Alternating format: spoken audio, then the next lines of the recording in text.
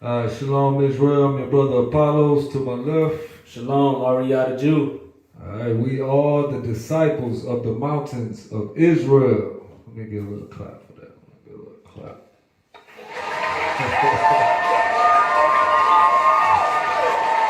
Come on, y'all chill out.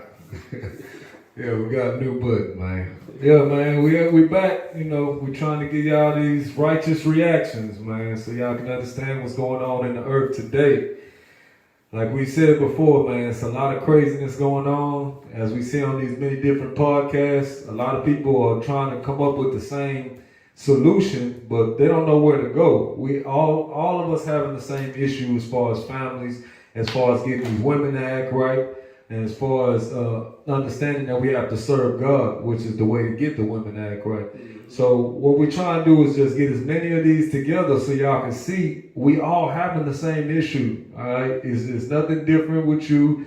The woman will make it seem like you the worst dude in the world. Don't worry, all our sisters making us seem like we the worst in the world. Like I had told her brother before, if an alien came from out of town, he'll think all these men are horrible and all these women are great. You know what I'm saying? It's because that's what the picture that's painted. No matter what, she always gonna come up with an excuse to leave. And what we're going to find out as we read the Bible, she don't have no excuse to leave. So all of them excuses is not good excuses according to God. But we have to understand, man, no matter who you are, no matter where you are under these same laws. All right? The scripture says every soul. Let's get that real quick in Romans. The scriptures clearly tell you every soul have to obey God. Not some souls, every soul on this planet. And we're trying to get y'all to understand that and wake the hell up out of this crazy society. But go ahead, read that. This is the book of Romans, chapter 13, verse 1. Says, let every soul be subject unto the higher powers. Just the Israelite souls? Let every soul be subject unto the higher powers. So that's every single soul on this planet. They're supposed to be subject to the order that God set up. Go ahead. For there is no power but of God. The powers that be are ordained of God. Whosoever therefore resists the power, resists the ordinance of God. So the Lord set up, like we see in Acts 13, he tell you, the Lord set up the Israelites to be the powers of the earth, the gods, the judges, the kings of this earth. And our job is to be a light to the Gentiles and teach them God's laws. Because we know, it tell you in Psalms 147 that he only gave his word to the Israelites. So our job is to preach the word to every soul and every creature, like Mark 16:15 tells you. You're supposed to teach the word to every creature out here, all right? And we've been told completely different, and we've been told this ain't our job. So then nobody really doing the job of teaching God's word. We know the Christian church not going to do it. So us as Israelites, we got to understand, man, everybody coming up with their own solutions on everything else, but we got to always go back to the Bible for everything. This is our heritage. This is our solution book. This is our manual on life. So if we're not going back to that, it don't matter how many podcasts you do. If you cannot figure out the solution, it's a waste of time at the end of the day. We just showing that the problem is everywhere. But go ahead. Verse 2 says, whosoever therefore resists the power, resists the ordinance of God. And they that resist shall receive to themselves damnation. So that's how serious we got to understand. We got to understand this is. It's not just you resisting God and it's okay, you're going to live your life. He's telling you if you resist him and you resist the order that he set up, he said those people are going to receive damnation.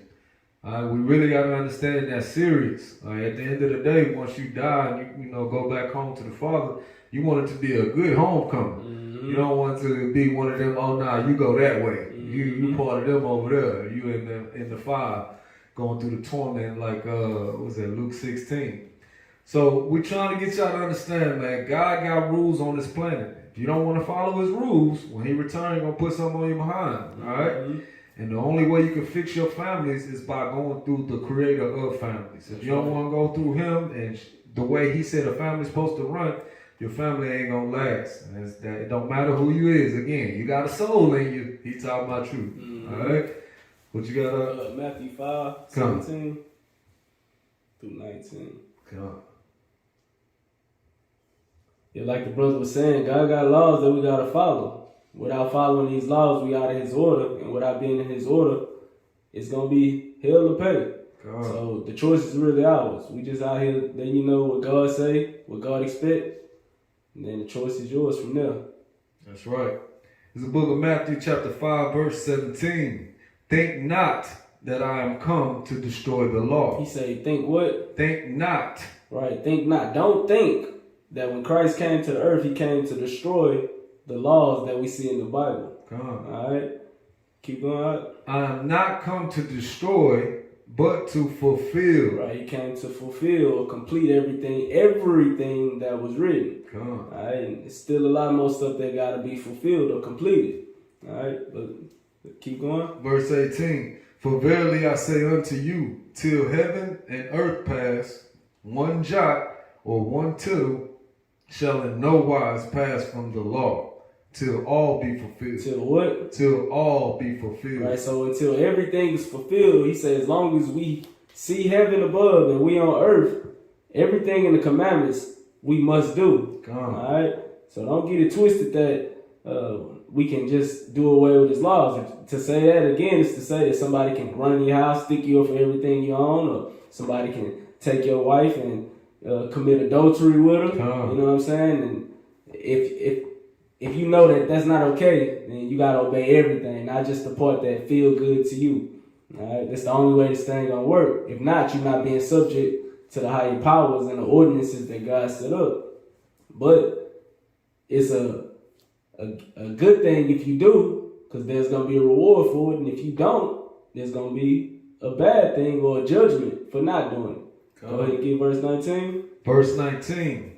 Whosoever therefore shall break one of these least commandments. One of the who? One of these least commandments. Right, so even if you think it's so small, we ain't got to worry about it. Listen up. God said if you break one of these least commandments. And shall teach men so. You not only just breaking it, but you telling everybody else they ain't got to do it too. What's going to happen? He shall be called the least in the kingdom of heaven. Yeah, and the least in the kingdom of heaven will be in chains. That's right. They're going to be locked up. You won't get let out, like Akon say. So if you don't want to be in chains, you don't want to be the least in the kingdom, you should probably do and teach God's commandments. But whosoever shall do and teach them, the same shall be called great in the kingdom of heaven. Right, and that's what we're striving for. We strive to be great in the kingdom of heaven. We want to be great in the eyes of the Lord. So this is why we stand on what the word says. We stand on what the Bible says, and we do it, and we also teach it. So it's up to you. That's right.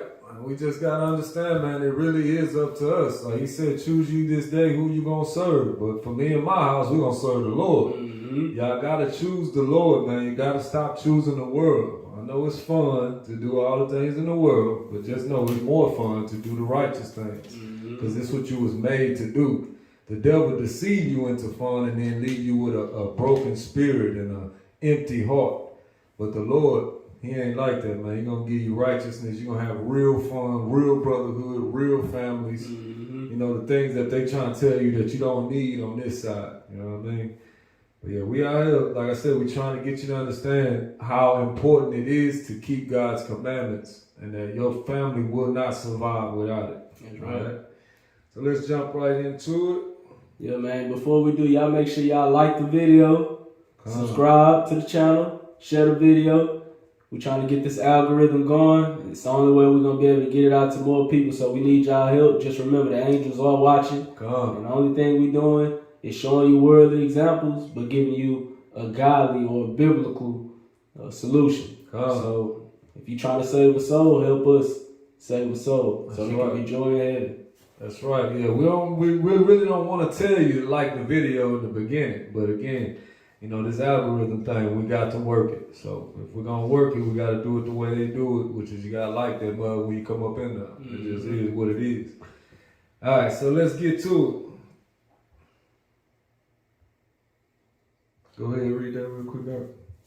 All right, so it says, ugly truth behind music in the black community. The ugly truth. All right, now these are songs we jamming all day. We got turned all the way up where we can't even hear ourselves think. A lot of these songs is devilish and evil as hell. And we have to understand who is paying our people to do this. And like we spoke in other videos about Sukihana and Little Sexy Red or whatever, we spoke about how these people are getting paid to teach our people wickedness. They're not just coming up with the stuff they saying. They saying, you know what? Say some extra ratchet stuff and then we're going to go ahead and put you on. Then they come back with something ratchet. They're like, oh, no, that ain't ratchet enough. We need to just say something a little bit more ratchet and we'll give you some money. And that's what they're doing. That's what, you know, they not teaching. They're not doing no teaching righteously or nothing positive to the daughters. It's just slut culture. You know what I'm saying? Whore culture. So we got to understand, Scripture tell you, Deuteronomy 23, there shall be no whores of the daughters of Israel. So you Israelite women need to understand, these women are just set up to make you go against your God. So let's go ahead and get into this one. But we do have black people that get on the radio every day in white-owned companies, white-owned stations with white-owned sponsors that play the role of hypersexualized, hypercriminalized male. I ask these advertisers, I say, I've got hundreds of songs a day that celebrate killing animals. Will you put them on your station? They said, no. I've got hundreds of songs a day that talk about assaulting women and abusing kids. Would you put them on your station? They said, no. I said, I've got hundreds of songs a day that talk about murdering blacks. Would you put them on your stations? They said, well, that depends. Depends on what? Who it's done by and who it's branded for. Because if we can get black folks to sing about it, we can brand it for our youngest black audiences, I think there's money to be made. I think there's American appetites to see these people that way. I said, how can you say that? They said, well, look, it's what these artists know. It's what they, black people, create. As a matter of fact, our surveys say it's what they want to hear, which speaks of a sickness. How do we live in a society where somebody says, you know what, I'm inspired to write a song that celebrates murdering another person. And then a person says, I'd like to put that on my station. Another person said, I'd like to pay for it. And then there's people out here in the audience that go, I'd love to hear it, as long as it's black guys. Because even white people buy rap music, buy this type of stuff, because we know that when we want to hear about killing each other, we know who to turn to for that type of inspiration. Sad. We call it our music. We say we own it. White people buy more rap than black people. Yeah, but we're very careful to turn it down at the stoplight when other black people are there. Why? Because we know we're just pretending. For them, it's more authentic and real. I always ask the companies, what about your name? What about your brand? What about your value? And the largest radio company in the world said this: it's okay that we only have drug dealers on our black youth stations. We only have murders on our black youth stations. We support black charities. We give out water at the Martin Luther King parade. I think we've got it covered. We bought them off. Now, people get upset, the smartest guys in the room again. You're talking about censorship. I don't believe that. I believe in free art, make whatever you want. I also believe that in the mainstream marketplace, people should hesitate associating their name with certain content. You know, there's certain stuff you can't buy at the store. Certain stuff you can't get on iTunes because their brand doesn't want it. Con, you want to get that first? Man, said a lot. You know, I can start it over. We can go through it and stop it. Real quick before you do that, go and grab First Maccabees chapter 1. See, this is something that they've been doing since the beginning, since they've been having control of the earth, getting our people to forsake the ways of the Lord, to take on their heathenistic customs and the ways that are against the Lord, all for $1. You know what I'm saying? Not understanding that, like the Bible says, the love of money is the root of all evil. So the fact that we loving money is rooting us to do all type of evil or mischief, regardless of, you know what I'm saying, what come with it. And even if it's to the destruction of our own people. Verse 15. The book of First Maccabees chapter 1 verse 15. Start at 15, or? You can start up if you want to. You can start at 11. Okay, come. The book of First Maccabees 1 verse 11. In those days went there out of Israel wicked men who persuaded many, saying, let us go and make a covenant with the heathen that are round about us. For since we departed from them, we have had much sorrow. Right, so it say wicked men of Israel persuaded the other ones to go and make a covenant with the heathen or the other nations. Because they had sorrow since they left the heathen. Because again, they don't love the Lord. They don't love the ways that God set up for us. They don't love our people. All right? Keep going. Come, verse 12. So this device pleased them well. Then certain of the people were so forward herein that they went to the king who gave them license to do after the ordinances of the heathen. After the ordinance of who? The heathen. Not the ordinance of the Lord, which we was reading about in Romans 13, that if we don't follow, we'll be down for. God. The ordinances of the heathen. Meaning, forget what the Lord say is right. Let's do what these Gentiles say is right. God. Verse 14, whereupon they built a place of exercise at Jerusalem according to the customs of the heathen. Right, we see that everywhere. The NBA, the NFL, you know what I'm saying? All these entertainment that we have, these entertainment specials that we have for sports. That's all that is. God, Lifetime Fitness, 24-hour fitness. God. All of that. And made themselves uncircumcised and forsook the holy covenant and joined themselves to the heathen and were sold to do mischief. And they were what? And were sold to do mischief. All for $1. They sold themselves out. Yeah, y'all heard about selling your soul. That's literally what people doing. They selling their soul, selling their customs, selling their morals and their values, casting it to the side, all for $1. Because we was raised in the church. We know right from wrong. Mama, grandmother, they made sure we at least knew right from wrong. They put the Bible in our hand. But when we got older, and, you know, for the almighty dollar, for the love of money, we forsook that for evil. And was sold to do mischief. And that's what's going on today. Come on. You want me to go back to? Come on. But we do have black people that get on the radio every day in white-owned companies, white-owned stations with white-owned sponsors that play the role of hypersexualized, hypercriminalized male. I ask these advertisers, I say, I've got hundreds of songs a day that celebrate killing animals. Will you put them on your station? They said, no. I've got hundreds of songs a day that talk about assaulting women and abusing kids. Would you put them on your station? They said, no. I said, I've got hundreds of songs a day that talk about murdering blacks. Would you put them on your stations? They said, well, that depends. Depends on what? Who it's done by and who it's branded for.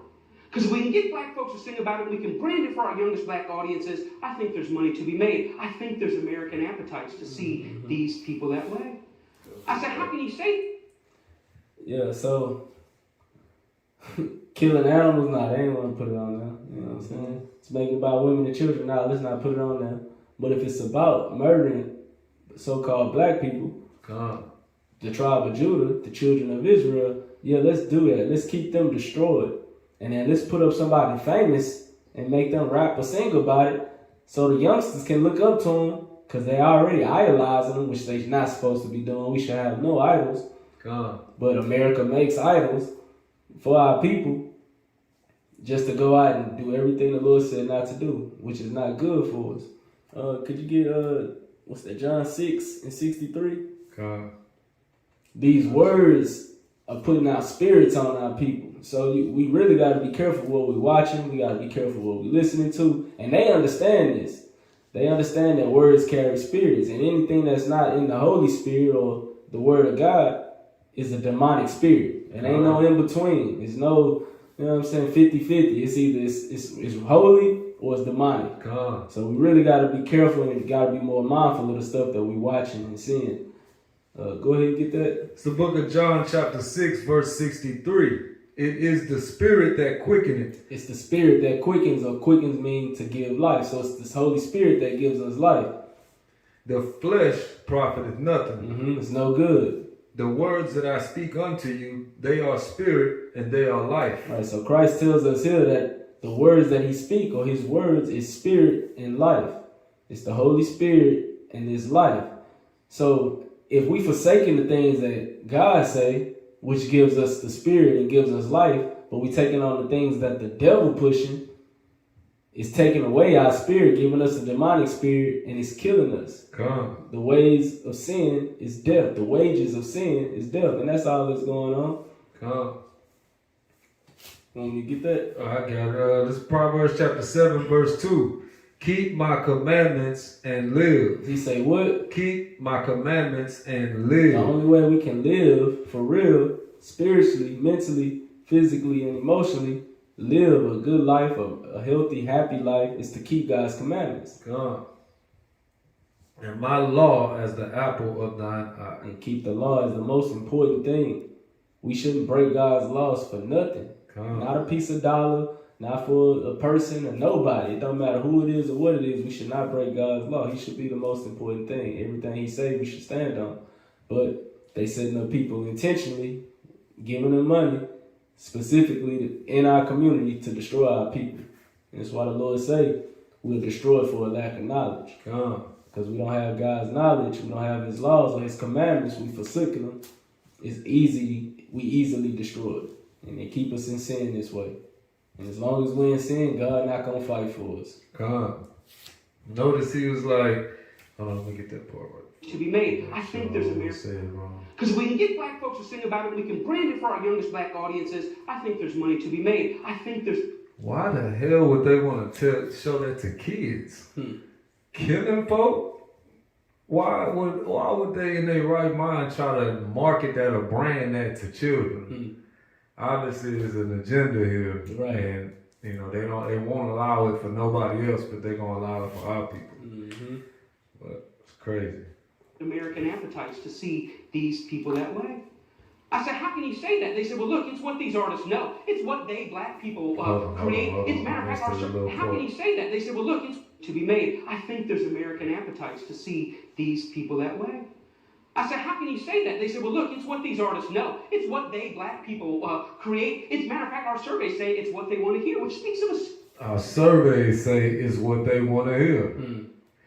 And see, when you didn't hypnotize us, brainwashed us into loving to talk about killing ourselves, and then now you got the audacity to take a survey and say, well, what do y'all like? Oh, we like what the hell you taught us. That's why. That's the reason why we like that, is because we've been brainwashed to like it. Nobody in their right mind is going to like or enjoy killing their cousins.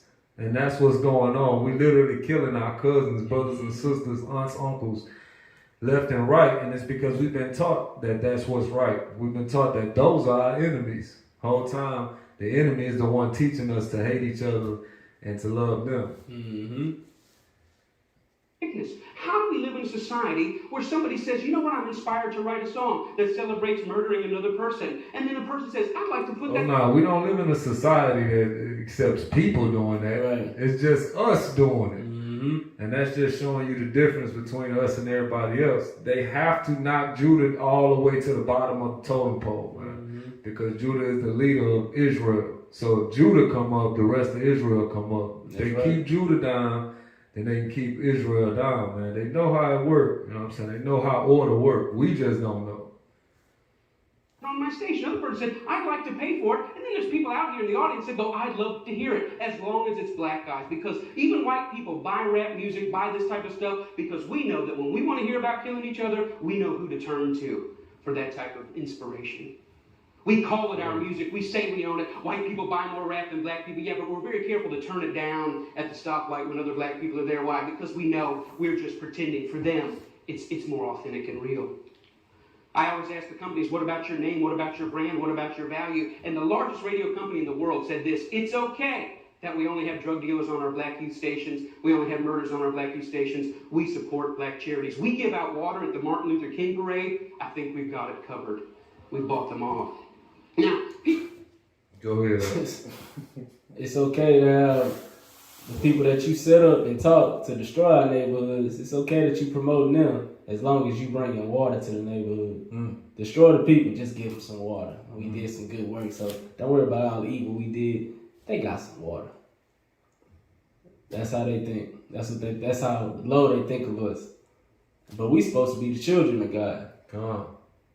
Like, we should really be ashamed of ourselves, even still listening to it, even buying these concert tickets and buying these albums, knowing that they explicitly talk about all the things that our king say we're not supposed to do. We should be ashamed. But the problem is, most of us don't have a care in the world. Yeah, man, that's crazy. Don't get upset, the smartest guys in the room again. You're talking about censorship. I don't believe that. I believe in free art, make whatever you want. I also believe that in the mainstream marketplace, people should hesitate associating their name with certain content. You know, there's certain stuff you can't buy at the store. Certain stuff you can't get on iTunes because their brand doesn't want it. At the end of the day, they know the things that they can put out there and still be okay with the masses. and other things that they can't. They can't put out there, you know, white people killing each other and talking about that music and all that. It ain't gonna sell. Like he was saying, they ain't even gonna pick it up on the station. They like, oh nah, we ain't trying to hear that. But oh, got some niggas killing each other. Oh yeah, they selling drugs in there too, and women hoeing. Oh yeah, bring that over here. That's gonna be a hit. And our people just keep on eating it up because we refuse to repent, man. We refuse to follow God's ways, and we keep on going after the way that they set up for us, which he told us we ain't gonna have nothing if we don't follow him. And look at us now. We on the bottom of bottoms. Right. All right, so, I mean, this white boy, he showed you, he got it figured out. Like, hey, they not treating y'all like they treat everybody else. Like that video we did with the Chinese chick last week, a couple weeks ago, the Chinese chick was basically letting it be known, like, hey, yeah, they'll let us get a loan to come in y'all neighborhood and set up a store. But they won't let us do it in their neighborhoods. So we got to understand, man, we got enemies, man. We got enemies, and like, let me get that in Ephesians 6:12, man, because we really got to see that we have enemies in order to defend ourselves. Like, if you're in a fight and you don't know you're in a fight, you just taking L's the whole time, just getting beat up because you have no idea. On top of that, you'll help them beat you up because you don't understand that you're in a fight. You don't even understand that you got an enemy. So we trying to reveal the enemy to you. You know what I'm saying? Real talk. I'm going to start at 11. Come on. This is the book of Ephesians chapter 6 verse 11. It says, put on the whole armor of God, that ye may be able to stand against the wiles of the devil. The wiles is like the schemes, the tricks of the devil, the stuff that he's using that you normally wouldn't be able to see if you didn't have God's armor with you. So the Lord say, put on the whole armor, not a little bit of the armor, not a couple scriptures. You got to understand everything that God wants from you, so you can understand what not to do. He said, put on the whole armor that you may be able to withstand. Why is it saying withstand or stand against? Why is that? It's because you're getting hit with these things left and right, and you're not able to stand. You're falling because you don't understand you in a fight. But this is a spiritual fight, so you don't even realize. So how you fall? You fall by now taking that music of Cardi B or one of these little ratchet chicks and giving it to your daughter. You done fell, don't even know. You know your wife in the car listening to Cardi B while she picking up the kids. She done fell and don't even know. Because we're in a spiritual war and we refuse to understand that this is a spiritual planet we on. We think everything is just what we see and what we hear. Nah, spirits out here. And like bro was saying, it's clear the Bible tells you the Holy Spirit is given through words. So how you think demonic spirits are given? They can easily tell you something. And the scripture tell you if you believe the words of God, then the Spirit dwell with you. So what happened if you believe satanic words or evil words? Well, now that spirit dwells with you. Example is one sister telling another sister, hey, you know, I think you should only deal with a man like this or whatever. He got to roll out the red carpet for you. Now she believed these words and she took on this spirit. Now she don't want to be submissive to no man. She feel like every man have to be in subjection to her now. Why? Because she took on that spirit from that other sister that lied to her. And that's what's really going on. I know y'all don't want to accept it, but that's the truth, man. Words is way stronger than what y'all think they are. That's how people are getting all these doctrines in them and this confusion in them, is because they're not going to the Word of God to see how God says He's supposed to run your life. Instead, we're going to these people that's just not qualified. So he said, we wrestle against, go ahead. He said, verse 12, for we wrestle not against flesh and blood, but against principalities, against powers, against the rulers of darkness of this world. The rulers of darkness of this world, go ahead. Against spiritual wickedness in high places. In high places. We got to understand these people in high places. Our enemies are in high places just as much as we're in a low place. Our enemies are in a very high place, in control of the planet, in control of the realm, in the air, in control of the radar system, in control of things that we cannot see that can affect us. All right, they'll send different kind of signals and stuff that you really just don't understand. And not understanding your body is an antenna to pick up these things. It's certain things you can pick up subconsciously. So they're putting that all in the TV shows, all in the music, all the stuff that they want you to pick up subconsciously. Small stuff.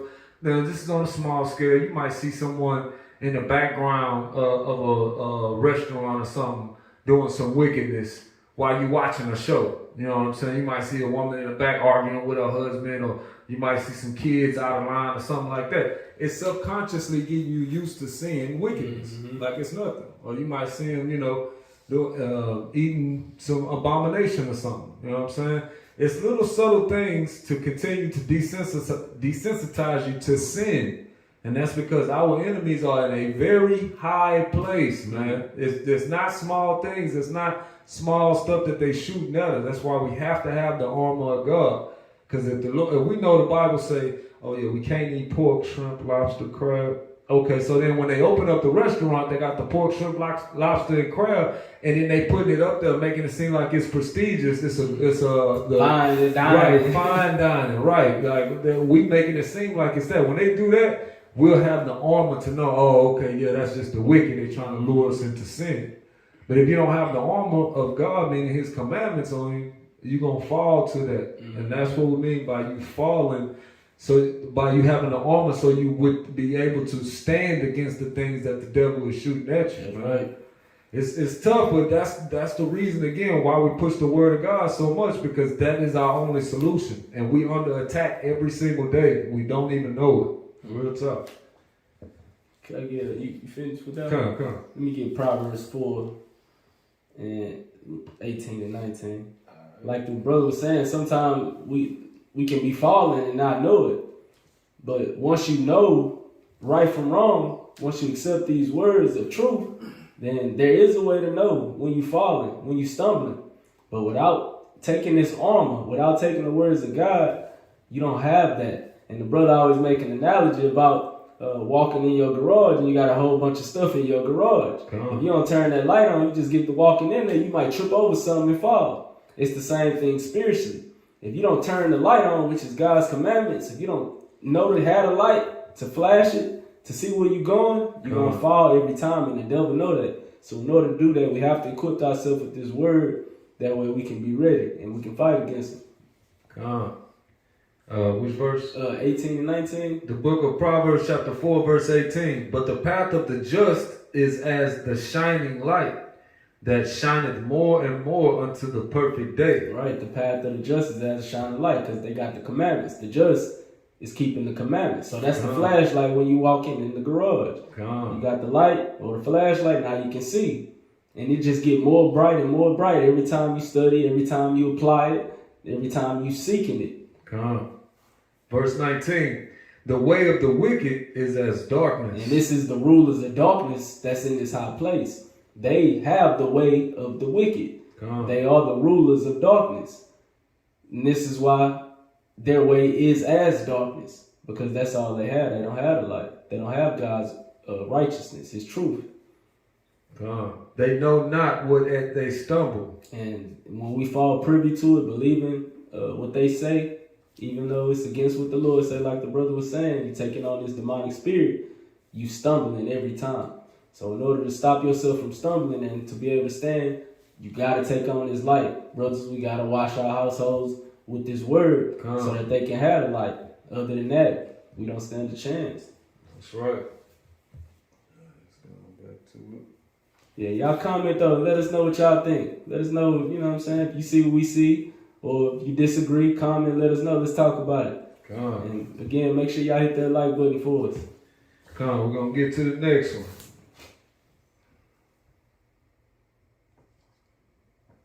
Yeah, I always say the sisterhood is about 1,000 strong in wrongdoing.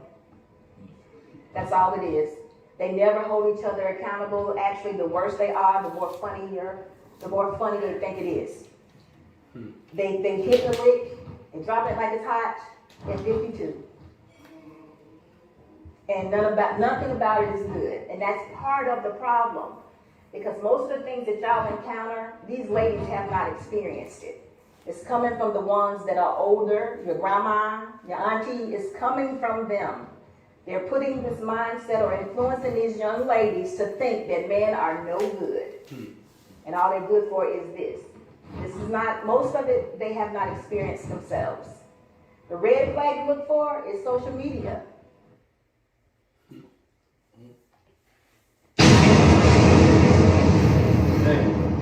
dropped a bomb. Straight up and down. I like the very end. She said the red flag you looking for is social media.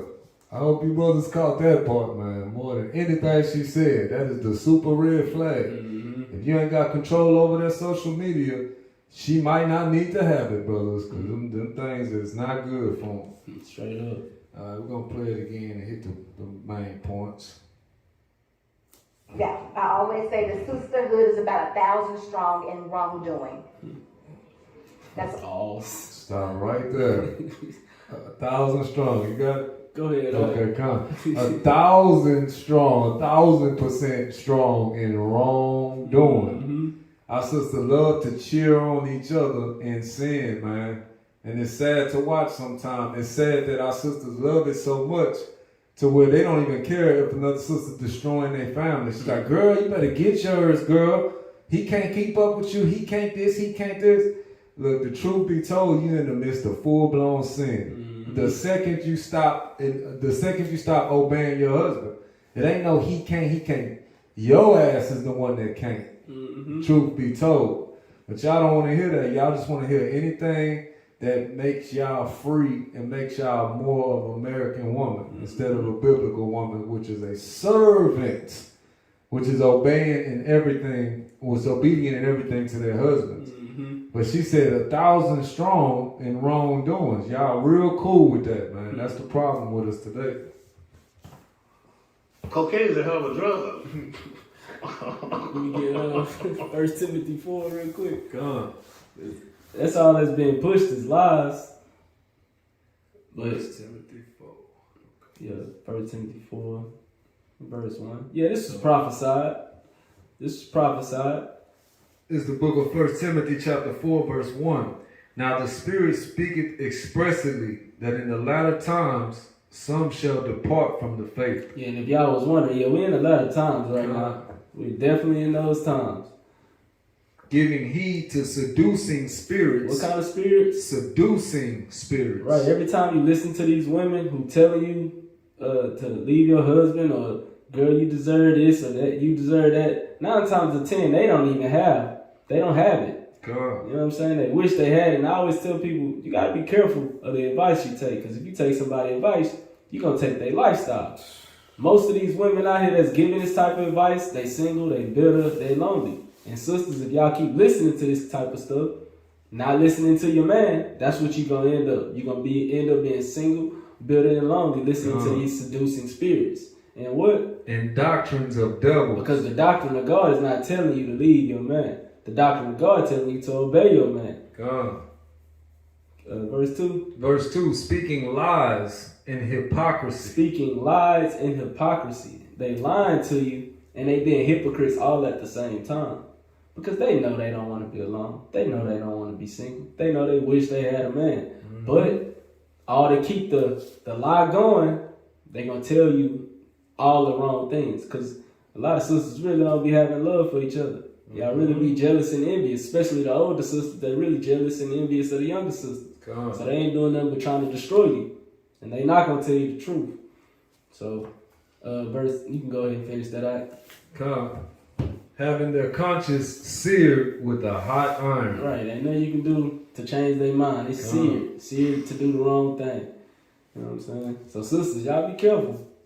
Man, bro said ain't nothing you can do to change their mind. Man, I know many of y'all brothers that came across that as well as we have, man, where we giving them all of the laws of God, just fresh out the Bible. Ain't nothing we can do to change their mind, man. They just gone. You know what I'm saying? It's we gotta always remember it's wicked out here and it's righteous out here, and it's comparison from a drop to a wave. So all we can do is spit the truth to them. They don't accept it. We gotta move to the next one, man, because most of them just not gonna accept it. That's how it's set up for the righteous.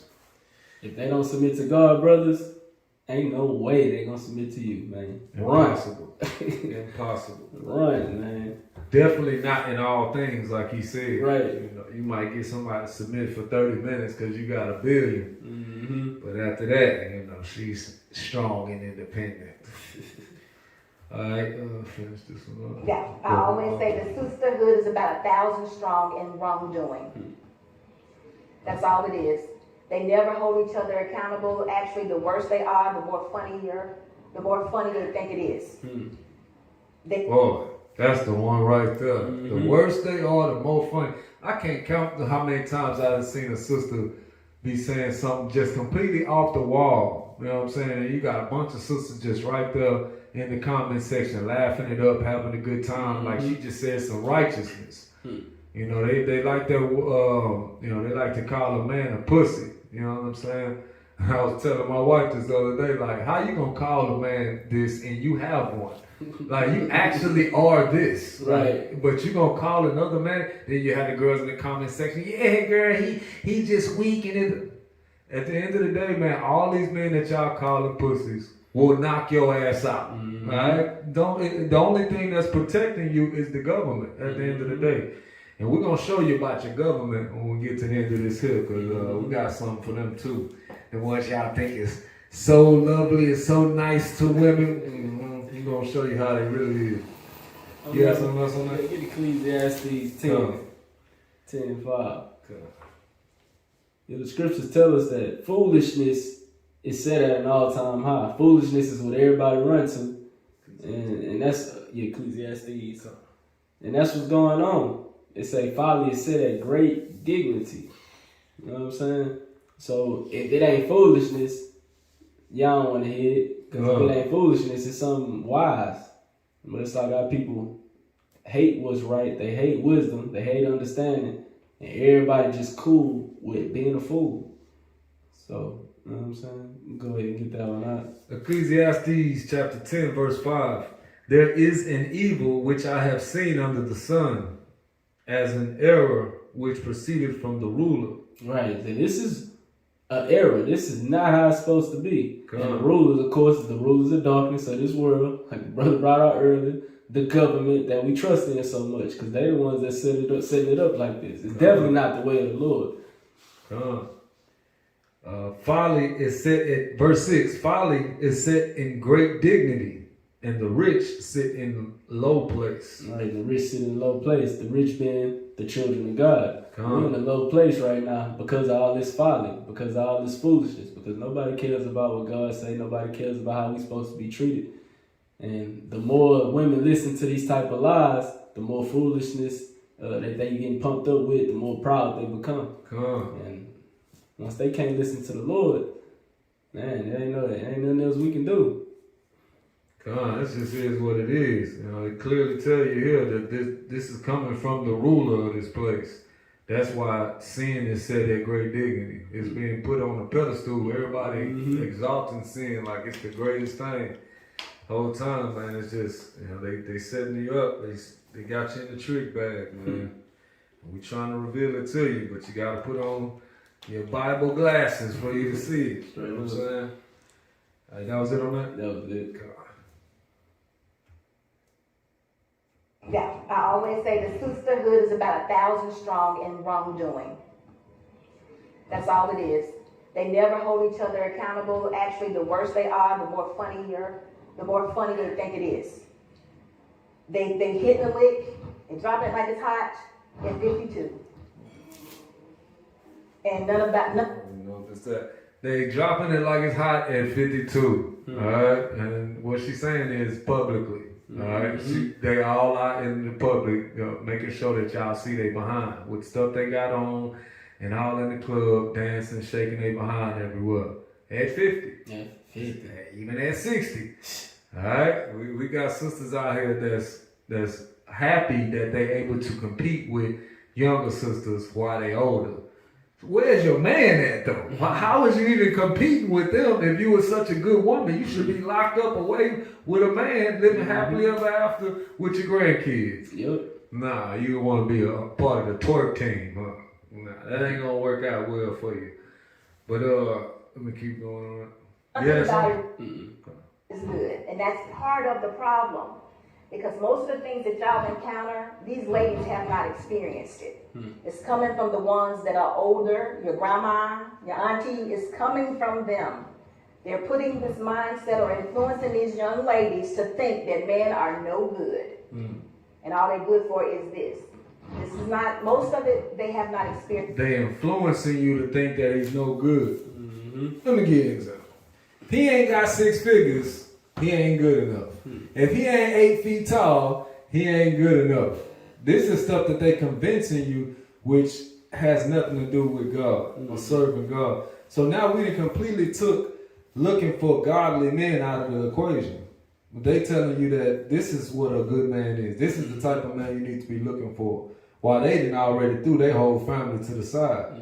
See, we should understand, anytime we go to a profession to learn something, normally they're successful in the profession. Right. You know what I'm saying? That's what makes sense. It don't make sense to go to somebody that's not a profession, that hasn't been successful in the profession. And that's what we've been doing. Our sisters been doing heavily, dealing with these older sisters. Let's get Titus 2 real quick. We can show what the older sisters are supposed to be doing, and we see right here what they are doing, but let's see what they're supposed to be doing. Let's get to that first. Titus 2.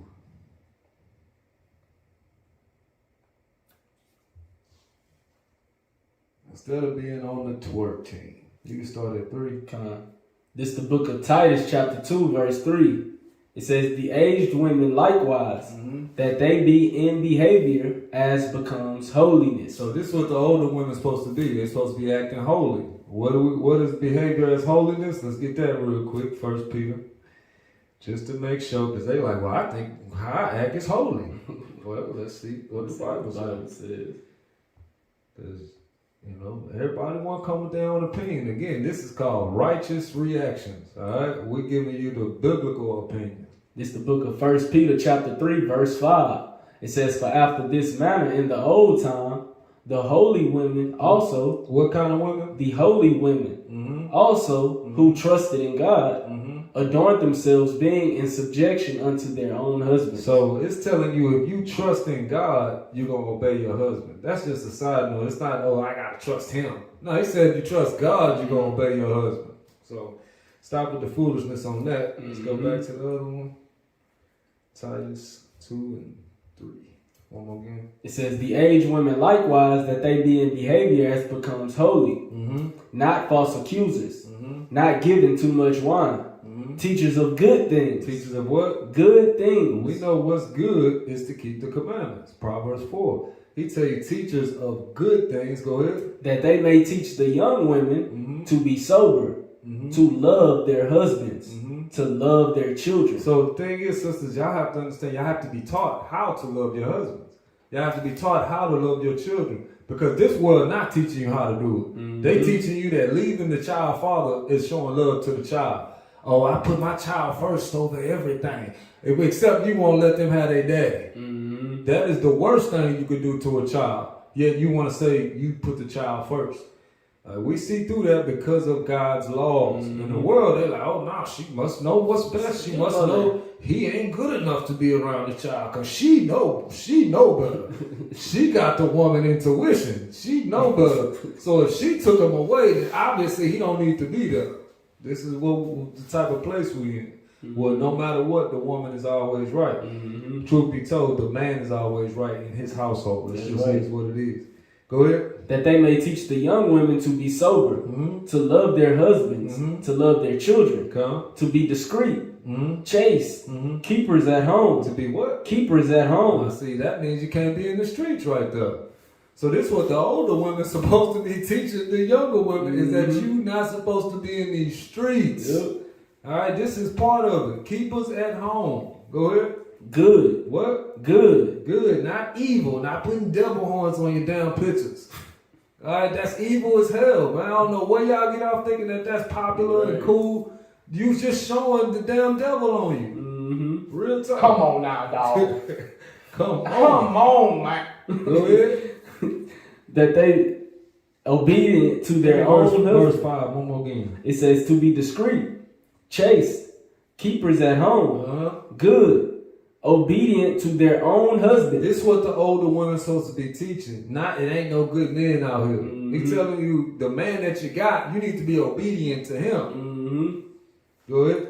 Obedient to their own husband, that the word of God be not blasphemed. Because it's blasphemous. Go ahead. Bro dropped the bomb for the most high on that. Straight up. Alright? It's blasphemous. Real talk, man. At the end of the day, like, brothers, please get this understanding. Mm-hmm. Please. It's blasphemous for a woman to be disobedient to you. And say they trust and believe in God. They can't do both. They cannot do both. They can't say they believe in God and they godly woman and then be disobedient and rude and disrespectful to you as your woman.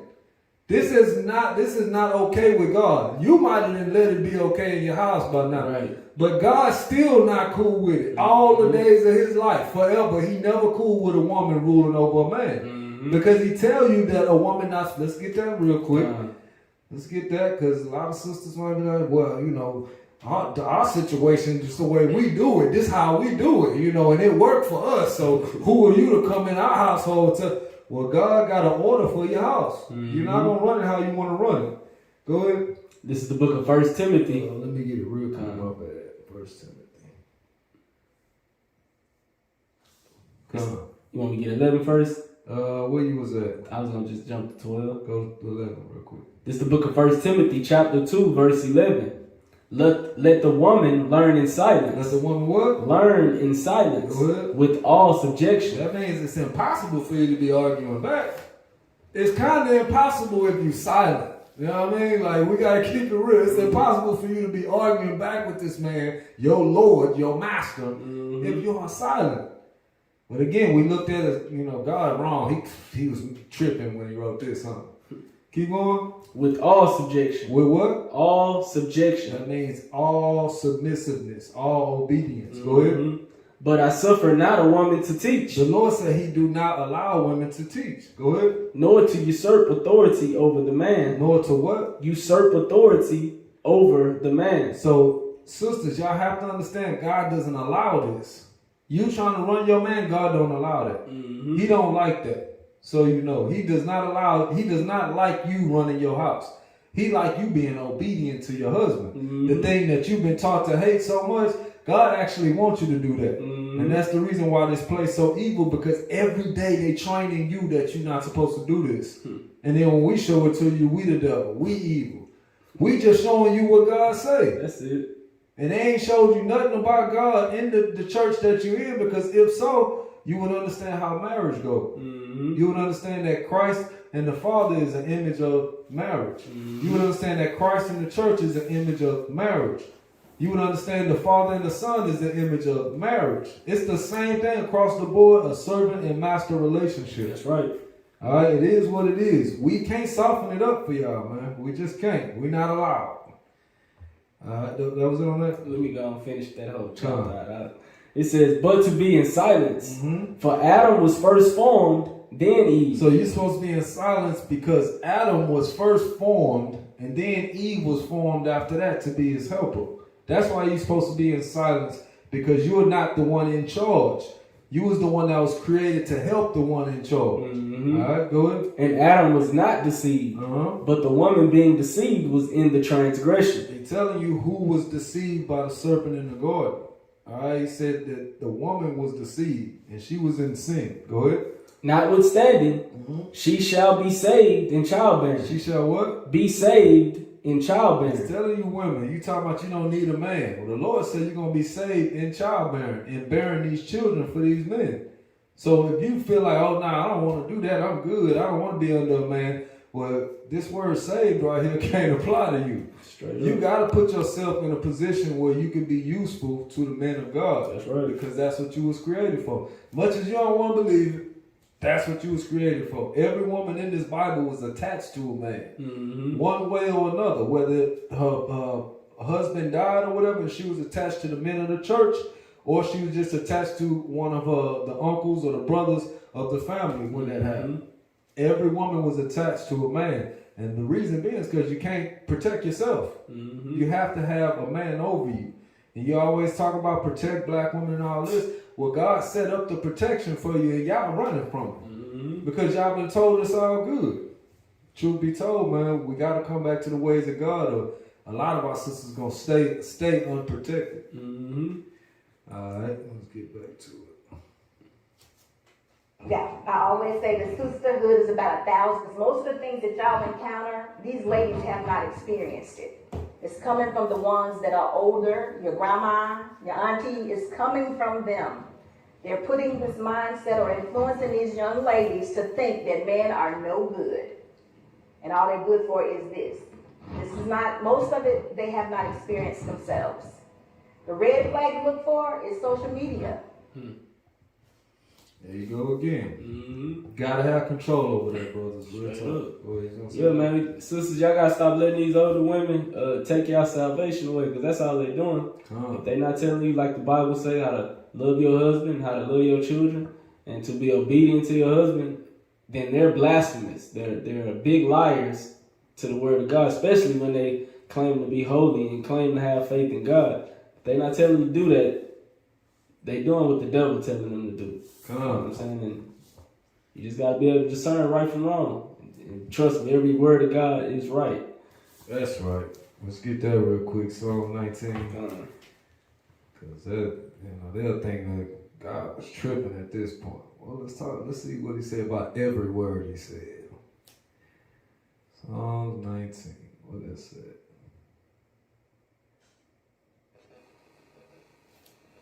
Man, you got a super phone. I'm trying to tell you.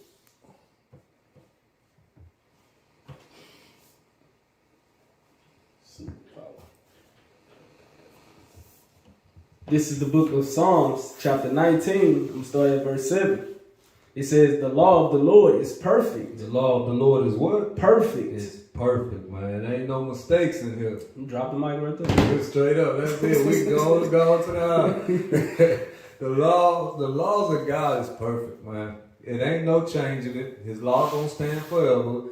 He meant what he said, and you gonna do it, or you gonna get your behind towed up. That's just how it is. That's the rules.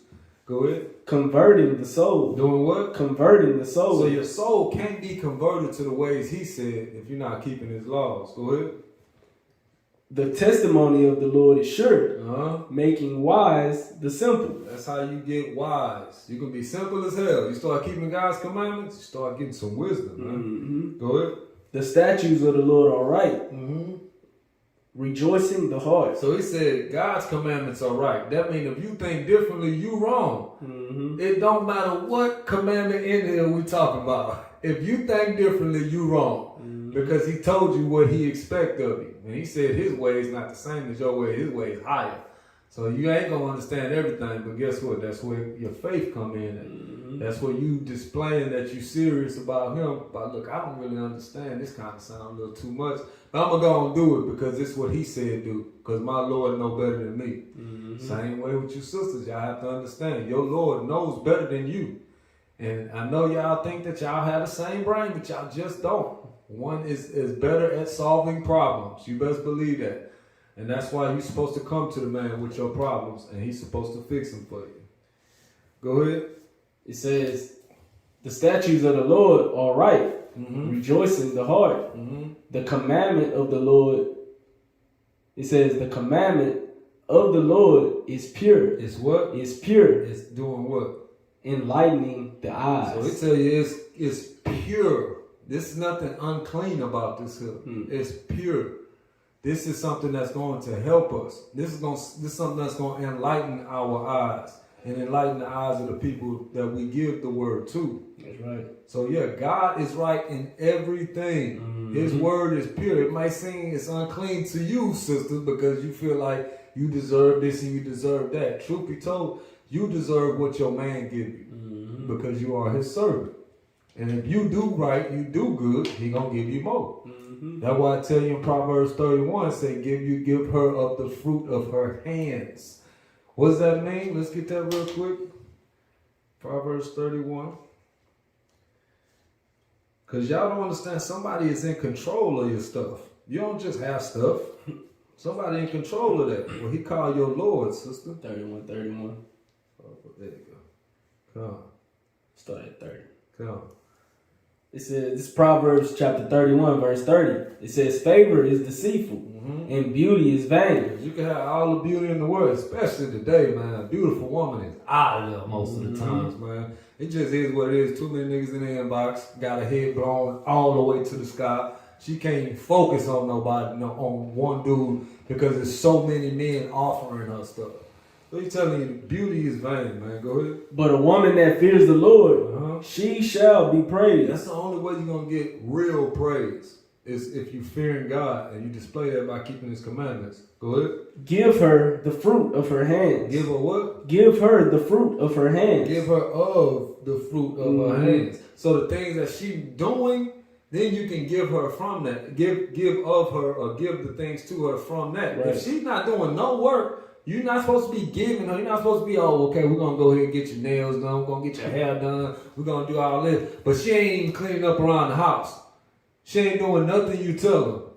The Lord said, give her of the fruit of her hands, and let what? And let her own works praise her. Somebody else works? Her own works praise her in the gate. So that's what's going to get you the praise, sister, that you're looking for. You putting them hands to work. You sewing, you cooking, cleaning. You doing the laundry. You doing all the things that the man need around the house. This is what's going to get you that praise with a man. Like, man, I got a good woman, man. She take care of everything I need. I don't have to argue with her. I don't have no issues with her. She just do exactly what I say. Guess what? That's giving you praise in the gates right there. Right. All the men and all the women in the whole gates know of your righteousness. Know you're a good woman. Problem is, that's not the praise y'all want. Y'all want to be on BET. Y'all want to be on TV and on these videos shaking your behind. That's not the glory and the praise that the Lord say you're supposed to have. That's the praise of whores. That's why He tell you can't be not the glory of a son. What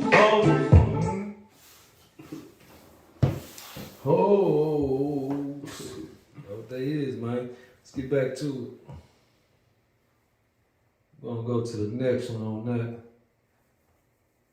Yeah, man, y'all make sure y'all comment, let us know what y'all think. Come. And again, man, if y'all haven't done so already, hit that thumbs up button, keep the algorithm going. Come. The angels are watching. Absolutely. This one is a picture. Can they see that on there? They can barely see it. Well, we can explain. Oh, man, I wish y'all could see it clearer. We working on the tech. We working on the technology, man. We're going to have the whole thing on screen for y'all. Most time willing pretty soon. But, yeah, you want to explain to them what you see there? Yeah, I thought she was. Oh, man. That's Suki, and I don't know who the other one is. I think that's Glow. That's Glorilla? Oh, nah, I don't know who that is. I thought that was Glow when I first seen it, but still. All I know, they dress like some. Absolutely. With the. She got at least be 12, man. Man, Suki got on. If y'all can't see that, let me see if I can zoom in to Suki. Nah, don't zoom in. Hurt my eyes. Hurt my eyes, man. Just so y'all see, this here is all see-through, a whole lingerie giddy up. You know what I'm saying? Whole little get up of just bedroom attire, right? What kind of women? Exactly what kind of women. Y'all gotta understand, man. It's sad to see this little girl in between two. This other chick, in case y'all can't see, this is a G-string hang coming up out of her side right there with her pants. Come on now, dog. Come. And these is our sisters, y'all. These is our sisters, and this is what they want. They want this little girl looking up to hoes. That's what they want. This is the plan. This is success right here. They're like, oh yeah, how they say it? Mission accomplished. Right. Yeah, that's what they saying when they see this here. Even though we like, come on now, real tough. Come on now, dog. So check it out. I know it don't say wife on her necklace. Surely it don't say that. I'm not even gonna try to read that. But so just so y'all know, man, this has become the regular attire in the club. Lingerie. We done got all the way to lingerie. We passed the booty shorts, y'all. We done passed the little skirts. We're going straight to the see-throughs now, man. She belongs to the streets. All of the street. The whole street. And it's the little girl, this is just a small picture. At the concerts of these girls, these ratchets, is these little girls. Okay, just so you know, a bunch of teenage girls that's in high school and middle school, and their mamas then bought them the whole damn package to go to the concert and go backstage and meet this broad and everything. Mind you, the parents then heard the music and they cool with it. We are lost, man. We are all the way out of there. Mm-hmm. And again, this is why this is needed, man. We have to have this, man. Cocaine is a hell of a drug, though. Hell of a drug. All right, so what we trying to show y'all here, man, is, I mean, it's just pretty common sense right here. Don't let this be your daughters, man. Mm-hmm. Like, brothers, y'all got to stop them from listening to these music, man. Yep. Y'all got to. Y'all can't continue this and think that it's going to end up any other way. If their idols and the people they look up to, the women they look up to is hoes, what do you think they're going to become? This was not, like we always say, back in the day, it wasn't, you didn't look up to hoes. We shamed them. Mm-hmm. So we don't really see the outcome of what looking up to hoes is going to do just yet. Just so y'all know. It's coming, though. Mm-hmm. It's definitely coming. All right? Now, we had artists like MC Light and, Mia from No Limit. You know what I'm saying? We had, so we had artists, but they wasn't just ass out. Nah. You know what I'm saying? They wasn't completely in whole phase. And now it's like every single artist that they push out is completely in whole phase, in nakedness, and only talking about their sexuality on tape. So we got to make some kind of stop to it. We got to put up some kind of wall. They just going to keep on feeding us. Stop buying the albums. Stop watching the damn videos. Stop thinking it's cool. If you watch the video, put in the comment section how wicked it is. You know what I'm saying? Let it be known. Don't just be watching the video and going to the next one. Right. We need more people to step up to this, man. Real talk. You got something else on that? Nah, man. It's a shame. Yeah, man. We'll go to the next one. The reason why that they don't want to submit to a man, even though we all know it's natural for you when you do meet the right man, right? Yeah. But the reality is, unfortunately, for a lot of women, they have past experiences with previous men who did not earn that respect and who are not capable leaders, who aren't masculine. And unfortunately, because of those, I can't even let him go. Yeah. I can't even let him go. So we have to understand, man, this is another problem we have. We have men like this out here that's pandering to women's mentality, making them think that they're doing right. When at the end of the day, their job is to obey everything their husbands say. So the second they start thinking they know better in whatever way, shape, or form, it became sin. So whatever he got to say after that is done. Mm-hmm. These women are in sin if they left their husband. Simple as that. Period. We don't have to do no guesswork because we know the laws. So again, in America, you're going to come up with 1,000 reasons to leave your husband. Problem is, not one of them are justified in the Bible. But again, we got these type of men that's going to tell you, oh, well, he wasn't this and he wasn't that. Well, the Bible tell you from the least all the way to the greatest. Mm-hmm. All of the men are supposed to have their woman in full subjection. But I'm going to let it keep going, or you want to stop it real quick? I was going to get that one for you. Come on, go ahead. Which one you at? The least to the greatest. Come on. Get that. What's that? Esther? Yeah.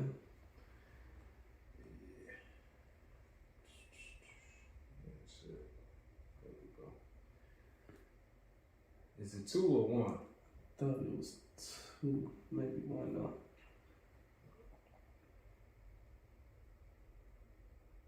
Come 1 and 20. Come.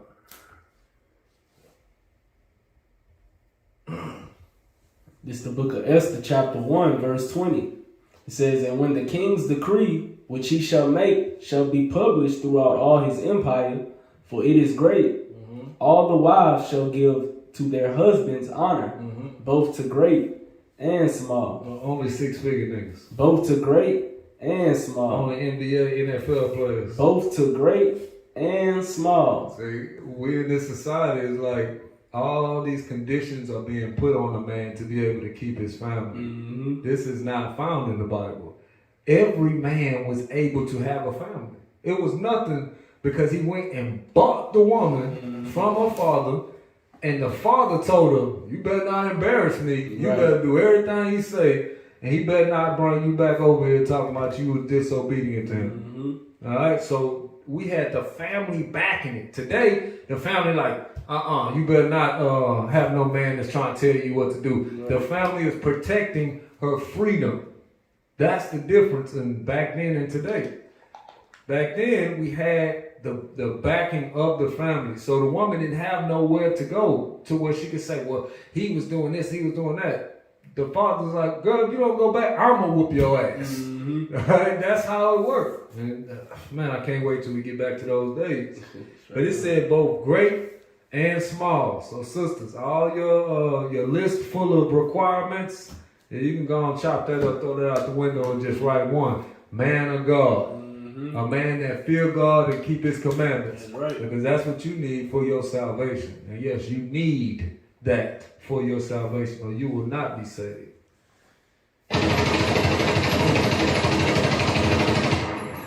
Clip. Shots fired. Yeah, they don't want to hear that, man. It probably felt like a whole clip too. Tell them they need a man. I don't need that. Let me get back to it. Who did not earn that respect and who are not capable leaders, who aren't masculine. And unfortunately, because of those bad experiences, now the defenses is up, the walls are up, they're afraid to submit. And also submission is a natural part of, that's how we feel your femininity as a man. Mm-hmm. And we love that, because that shows us, when you're really submissive as a woman, that's when you open up your compassion, nurturing, love, and care. And as a man, vulnerability. And we love that, right? We love that as a man. So unfortunately, if you're not willing to submit, unfortunately, sometimes women, if they're afraid to submit, sometimes they finally run into a good, strong, masculine man, a leader, but because she's unwilling to submit or she's afraid, she can lose out on that opportunity. So people do need to go through a healing stage for a lot of women, especially if you have bad experiences. A lot of it, when it comes to trust, I gotta be able to communicate here. Hold on. That bad experience is garbage. Mm-hmm. Just so y'all know, y'all create the bad experience. Mm-hmm. All you gotta do is listen. It's simple. Just like a child obeying their parent. If the child wanna act an ass, it's time to whoop that child's ass until they obey. I know y'all don't want to hear it, but in the Bible, a man is not only able to discipline his woman, he's encouraged to discipline his woman. Mm-hmm. All them feelings about, he should never put his hands on her. This is his servant. Mm-hmm. You can't change it. You're not going to make up rules and put it in the Bible and make us feel bad about it. No, we're going to do what God says. We got a king. We ain't worried about your feelings at all. Our king tell us how to deal with our households, and that's with discipline. With everyone that's under the king or the head of the house. Mm-hmm. That's the only way it's going to thrive. All right? So all of this, I got bad trauma and all this.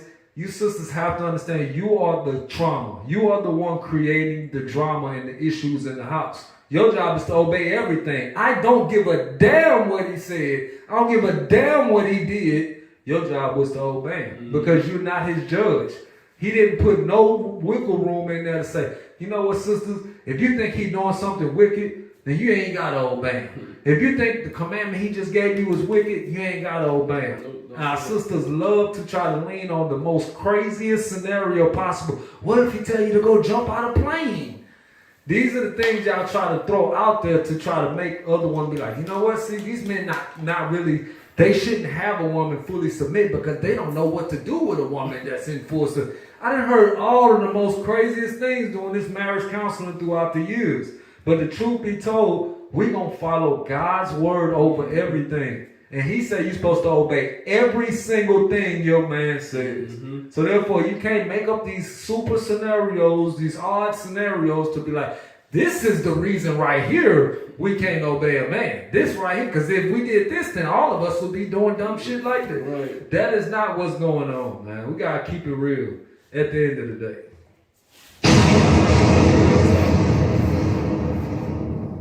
She was talking about you being healed. You know what I'm saying? Healing. Like you said, they bring on the trauma. You know what I'm saying? Then they talk about, now I gotta heal. But it's a way you get healed. You get that. Come on, what you got? Proverbs is in verse 8 or verse 7. Which one? Proverbs 3. 3.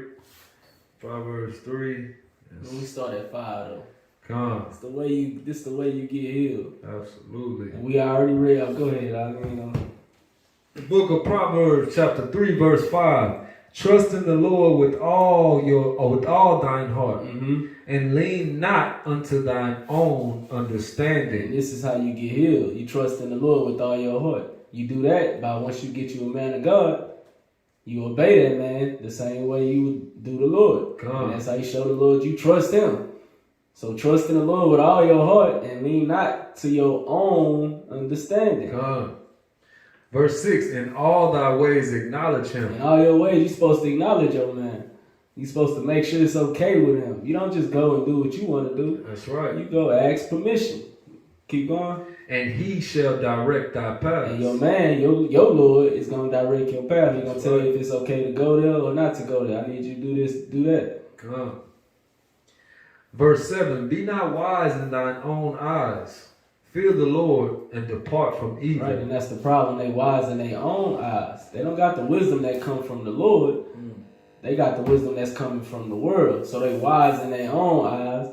And they not fearing the Lord to depart from the evil. It's evil when you disobeying your husband. That's just pure evil.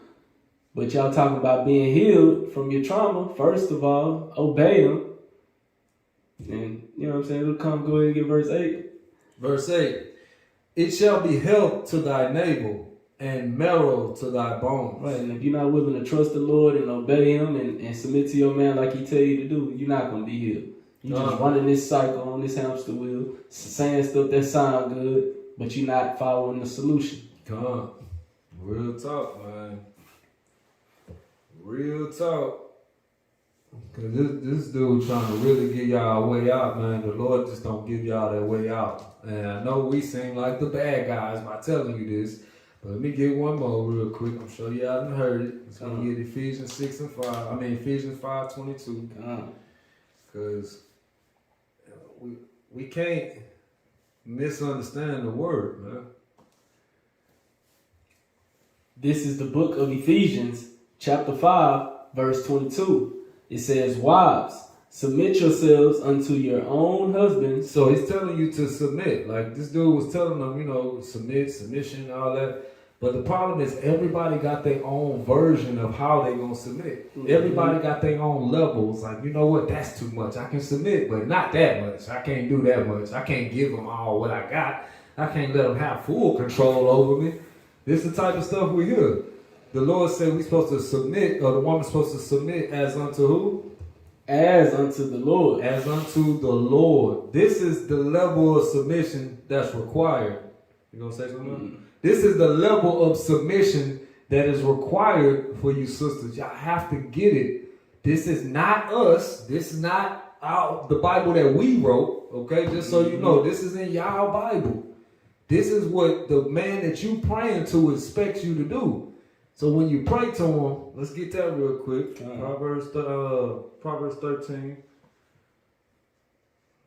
Man, I really hope y'all get it, man. We cannot keep playing with God. Proverbs 13:13. This is the book of Proverbs, chapter 13, verse 13. It says, whoso despises the word shall be destroyed. Shall what? Be destroyed. Go ahead. But he that fears the commandment shall be rewarded. We're just telling you what God said. All right? It's not our word. He telling you if you despise his word, you're going to be destroyed, man. We're giving you the teachings and the guidance from God by showing you in the Bible what he say, not our opinion. Again, that's what you see on majority of these podcasts is people just coming back with opinion. Immediately somebody says something, somebody get their opinion. Next person, it's just opinions flying all across, even from the people that's hosting, trying to give the solution. They got nothing but opinions. Because we coming with what God says, that's what changes everything. Because again, like I said in the beginning, this word, this sword cut through everything. Ain't nothing can stand up to the word of God. It don't matter your position. It don't matter what the people at work told you. It don't matter how high your husband put you on a pedestal. You coming off that mug. And you're going to come off of it hard if you don't want to listen right now. We trying to bring it down gently. Come on, just step on down. Step on down. You come on down here where you're supposed to be at and learn some humility. And stop thinking that you're ruling over men. And if you don't want to do that, the Lord gonna snatch you off your pedestal. All right, and we trying to show you to where He don't have to deal with you in that manner. Trust me, you don't want Him to deal with you that way. You want to repent, come back to Him, and allow Him to rule your life, man. Real tough. You have something? Nah, you got it up. Let's go back to the other one. Ephesians 5. It's the book of Ephesians, chapter 5, verse 22. Mm-hmm. It says, "Wives, submit yourselves unto your own husbands as unto the Lord." As unto the Lord. I know a lot of sisters like, man, I can't treat him like a God. I can't treat him like that. This is what's required of you. The one you pray to. He said you got to do this. Go ahead. For the husband is the head of the wife, even as Christ is the head of the church. So he giving you the comparison. He like, look, he's the leader. He's the Lord of the wife, just like Christ is over the church. That alone right there so that you know, I don't need to be fooling with him. He in the position of Christ with me. Go ahead. And he is the savior of the body. And this is your savior, sisters. Y'all have to understand, your man, your husband is your savior. The man over you is the one that is able to go to Christ for you. Meaning he's the one that's going to be there in that time when you being judged. He going to say the good that you did and the bad that you did. He the one going to vouch for you. I know y'all don't want to hear that. Y'all want to hear, I'm going to stand before the Lord by myself. No, you got a Lord. You got a man that Christ put over you, and he the one that's going to answer for you in that day. We're going to get that next too. Go ahead. Therefore, as the church is subject unto Christ, so let the wives be to their own husbands in everything. Get Hebrews 13 real quick, 17. He says, so let them be to their wives, to their husbands in every single thing. Okay, we can't change what submission is according to God. Y'all can make up 1,000 versions of it on this planet, but the true submission already got a definition. So we got to follow the way God said it's supposed to be instead of making up our own way. Get that Hebrews real quick. So this is what y'all have to understand what's coming and what's going on a daily basis. Go ahead. This is the book of Hebrews, chapter 13, verse 7. Obey them that have the rule over you, and submit yourselves, for they watch for your souls. For they what? Watch for your souls. These brothers that's over you, sisters, y'all have to understand these brothers is watching for your souls. That's the easy way to know that y'all not equal. If this man is the one that have to teach you and show you and guide you, he is the one that's watching for your soul, making sure you don't go off into wickedness. Go ahead. As they that must give account, that they may do it with joy and not with grief, for that is unprofitable for you. Notice it said, as they that must give account. You just got to understand that these men that are over you going to give account for you. They the ones that's going to tell the Lord if you was good or not. While you saying, I don't need nobody. Can't nobody stand between me and God. Well, the whole order got a whole man in front of you and God. Between you and Christ and God. All right? And in order for you to get there, you got to fully submerge yourself in this position of a woman. The position of a woman is a servant. It's not a ruler. It's not a boss chick. It's none of that. It's a servant to a man. If you are a woman and you got a vagina, you're a servant to a man. Just so you know. I don't care if you think you gangster, you think you hard. You're a servant to a man, sister. Just so you know. All right? That's what you was created to be. I don't care how many rap lyrics you got. You was a servant. When Christ returned, you're going to be in the position of a servant whether you like it or not. You're either going to be in chains or out of chains. And that there is your choice. And that's the choice we're trying to give you out here. So let's get back to it. Healing stage for a lot of women, especially if you had bad experiences. A lot of it, when it comes to trust, I got to be able to communicate and hear you. So therefore, I need to be able to communicate, and we're supposed to be able to not only communicate and listen, but I'm supposed to be able to understand you. Yeah. So, I've been doing a lot of reassuring of myself because, I'm kind of single, kind of not. I don't know, because men are stupid. I'm not talking about some men. Come on now, dog. Come on, man. Dude, sit there and say some man. Again, man, because of society trying to make y'all equal, y'all say stuff like this. Like, majority of men know better than her. It just is what it is. Like, We allow women to make stupid decisions, and then we act like they're still on a level of men. They're not. They simply not, man. It just is what it is. We just showed you probably dozens of times where women just make absolute retarded decisions, but because they're a woman, nobody say nothing on top of that. They just encourage it. They always got a cushion to fall on. Always. And it's sad because when somebody have that cushion to fall on, they never going to understand what they're doing is wrong. They going to think they was always right the whole time, and whoever was tripping, it was them. They was out of line. While they separating their whole family.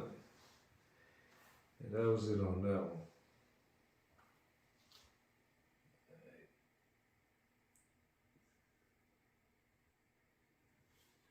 I have been a single mom for all of 2 years, and I have to say, I hate it here.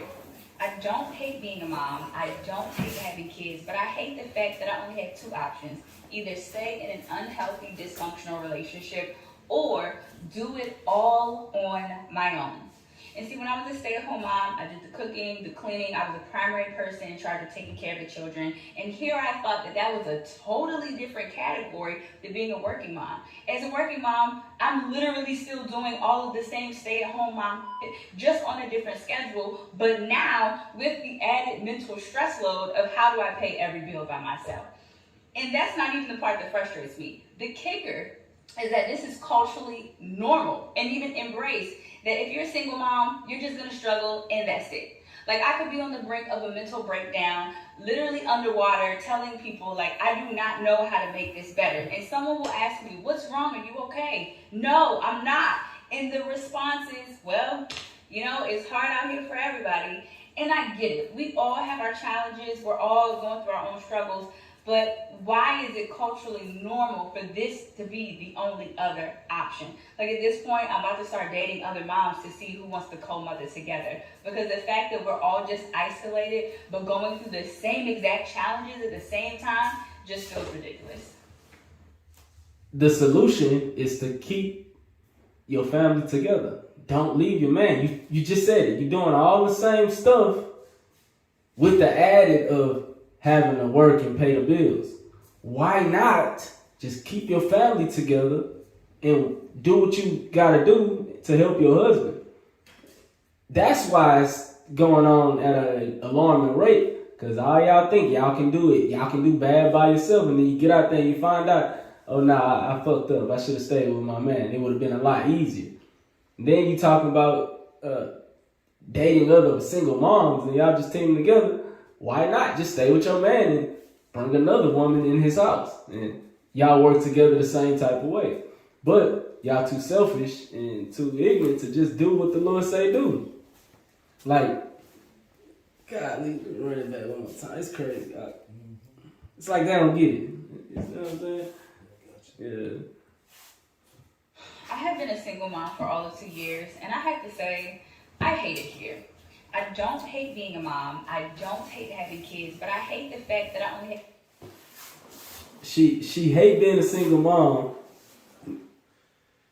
but it was worse with your husband when all you had to do was be a stay-at-home mom. Being a stay-at-home mom, just taking care of your children, because apparently the man was providing everything, brothers. Take note. You know what I'm saying? All she had to do was stay at home, take care of the house, and take care of the children. But that's worse than being a single mom, apparently. You know what I'm saying? From the Aisha Curry files, man. Just so y'all know. Come on now, dog. Real talk. Come on, man. Man could be doing everything. It don't matter. Because she taught in this society, she deserves more than what you can give her. Who is you? All of y'all. Alright? What? Bro, what are you talking about, man? Hey, y'all hear me, man. I'm out, man. Hey, she has been taught this, man. It do not matter how much you got. You can have a Bentley. Guess what? Somebody got the New Year Bentley already dropped. Now she looking at you like a lame. You lame as hell. You got last year Bentley. Nigga. I don't know what you think this is. But again, if y'all don't see that other people is doing it, you'll think, oh, I'm just dealing with some crazy female. Nah, she just as lost as the rest of our sisters. She with it and stuck. It just is what it is. Let me go back from the beginning real quick. I have been a single mom for all of 2 years, and I have to say, I hate it here. I don't hate being a mom. I don't hate having kids, but I hate the fact that I only had 2 options. Either stay in an unhealthy... Now y'all know she didn't have 2 options. This is again how they try to paint that picture. Like it's saying like it's just in the worst relationship. I was in an Unhealthy relationship. Get out of here with all that, man. You need to stop the cap. Stop the cap. Well, your ass is not in an unhealthy relationship. The truth is you just do not want to listen, man. That's just what it is. And again, all of them got some type of excuse. Now this one, staying in an unhealthy, what does that really mean? It means he want her to do some stuff, she ain't want to do it. What's that really mean? She in sin because she don't understand her job. A sin is sin. That's exactly what it is. And she don't want to accept that because this society do not force her to accept it. But that's the importance of coming together and having our righteous communities is because the other women of the community not going to allow her to be like that. They ain't going to allow her to disrespect and disobey her husband. So we have to understand how important it is to Zephaniah 2 this thing and come together. You know what I'm saying? We have to come together as righteous people of the Lord, as Israelites and also the heathen that want to serve the Israelites in righteousness. We got to come together because everything else outside of here, it ain't for you. No. All right? She telling you, I hate it here. Well, yeah, you had another option. You just chose not that option. You say staying unhealthy. You mean obey everything like God say? Oh, yeah, that was your option. Dysfunctional relationship, or do it all on dysfunctional. Unhealthy and dysfunctional. That's their words. The dysfunction is you, sister. You are the malfunction here in this relationship. You're the one that's not working correctly. Not as advertised, sister. You are the problem here. Seemed like he was taking care of his household. The whole house. You ain't have to do nothing but do the regular woman stuff that you need to do. That wasn't good enough for you, so now you gotta find out. And this is the part that really get me. How do y'all not do the math before you leave? Like she making it seem like he tricked her into leaving and then now all of a sudden she gotta do stuff by herself. You chose to leave a man that was paying all your bills and you was taking care of the house. For some reason you got in your head that when you left him, somebody was going to do one of them jobs for you. I don't know how you got that in your head, but you did. And not only you, millions of our sisters, for some reason, cannot do this same mathematical equation. If you take the father out, it's going to be harder. Harder. It's going to be harder. Like, this is an easy math problem. Nobody else is going to come in this situation and see your child as a plus, as a positive.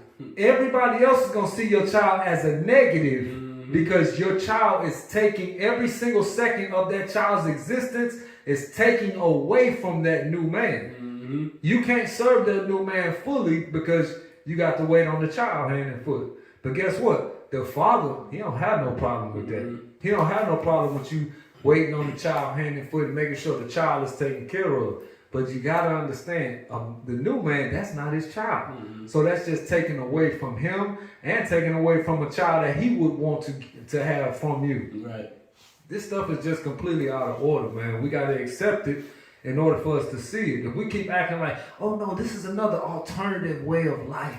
Another way that women could live. They don't have to follow men. They don't need no man. They can live however they want. If we keep accepting this as another way of life and teaching it in our culture and in our communities, it's going to continue.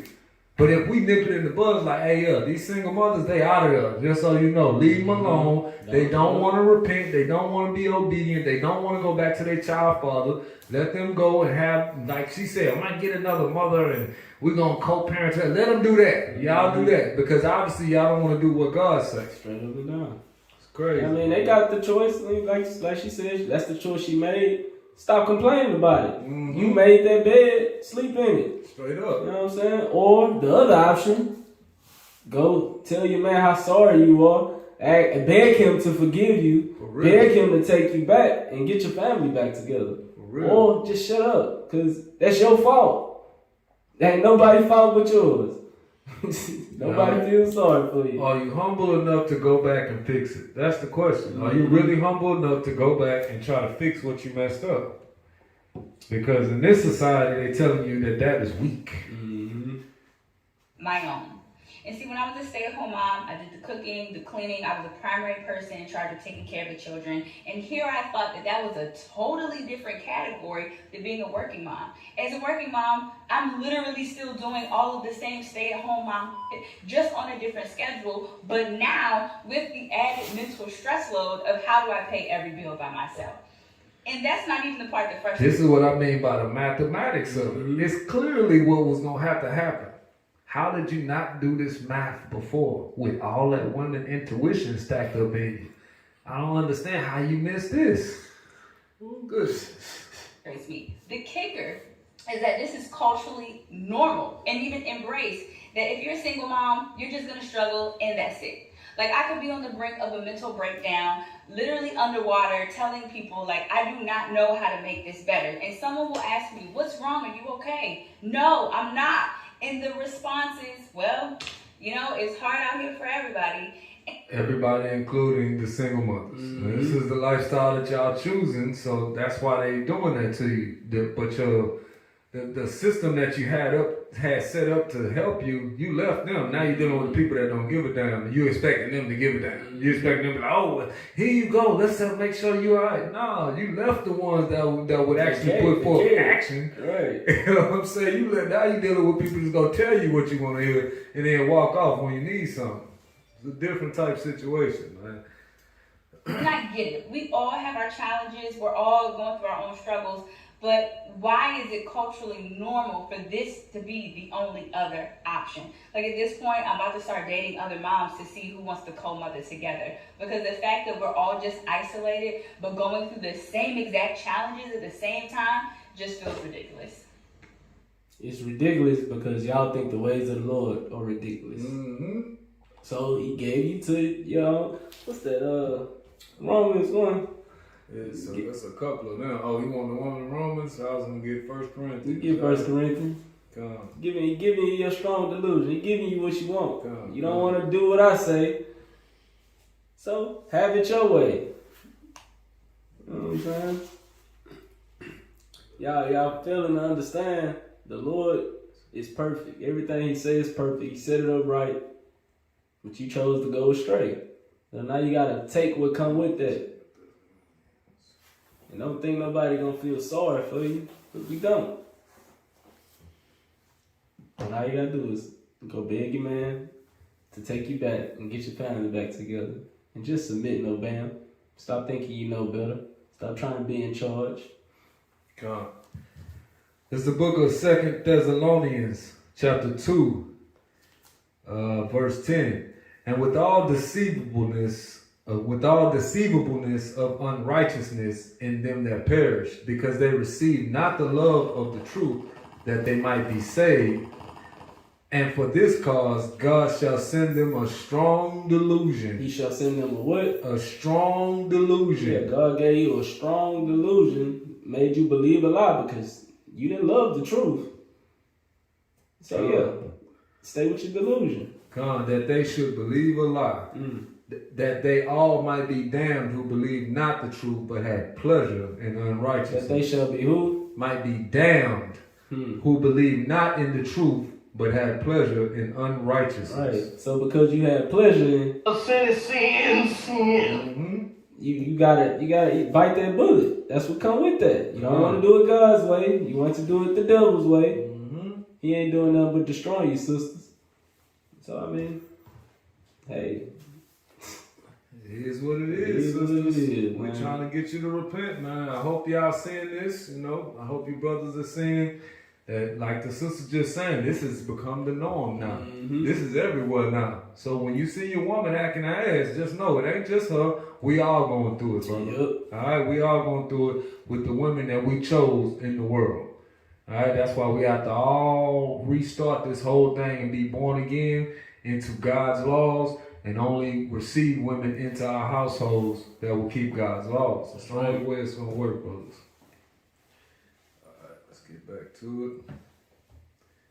That's it on that one. Yeah, man. Y'all make sure y'all like and let us know what y'all think, though. Come on. You know what I'm saying? Is God's way right, or is leaving their man and doing everything on their own, including what they was already doing? Is that smart? Maybe we tripping. You know what I'm saying? And if you do agree, go and hit that like button. You know what I'm saying? Help us out.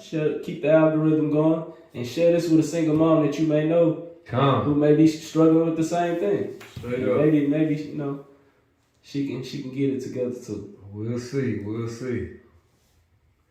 All right, so this one here is about your friendly neighborhood white boy. You know what I'm saying? The cops that y'all trust in so much, that y'all think got y'all back so much, that y'all think just will not ever put their hands on a woman, and they won't allow you to put their hands on a woman. We gotta understand, man, it's rules for the man and the same rules for the woman when it comes to this here discipline, when it comes to order and structure in this society. If you disobey the cops, or if you're not listening, guess what? They're gonna knock you in your teeth too. Mm-hmm. All right? Yeah, I think they just so delicate with women, and you know, these the people that y'all supposed to be running to, and they telling you, oh, don't you ever, for no reason ever touch a woman. We'll see how they deal with it.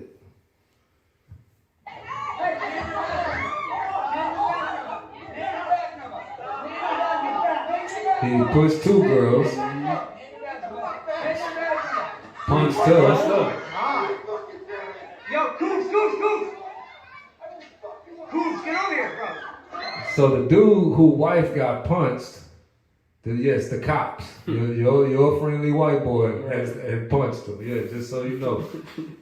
The dude, the husband of the girl that was punched, is mad now, and he over there hitting the cops. Punching on the cops, which if we'd have done something like that, y'all know how to end it. Shots fired. Shots fired. You'd have been, hit that mug. Yeah. That would have been the scene right there. It would have been a whole different scene. So just letting y'all know. But I want y'all to see this, and sisters, pay close attention. All right? Because these are the ones y'all think is y'all saviors. These are the ones y'all think gonna stop a brother from doing what he's supposed to do in disciplining your behind with your mouth.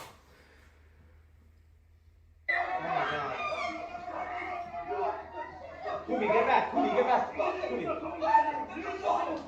She kicked the cop. Oh my God. Oh yeah, that's another one got knocked out by a cop. Yep. So to the left, to the right of your screen, you'll see it just slammed her to the ground. Oh my God, you just fucking knocked her out, bro. Mm-hmm. So did. You knocked her out, bro. You just knocked her out. He sure did.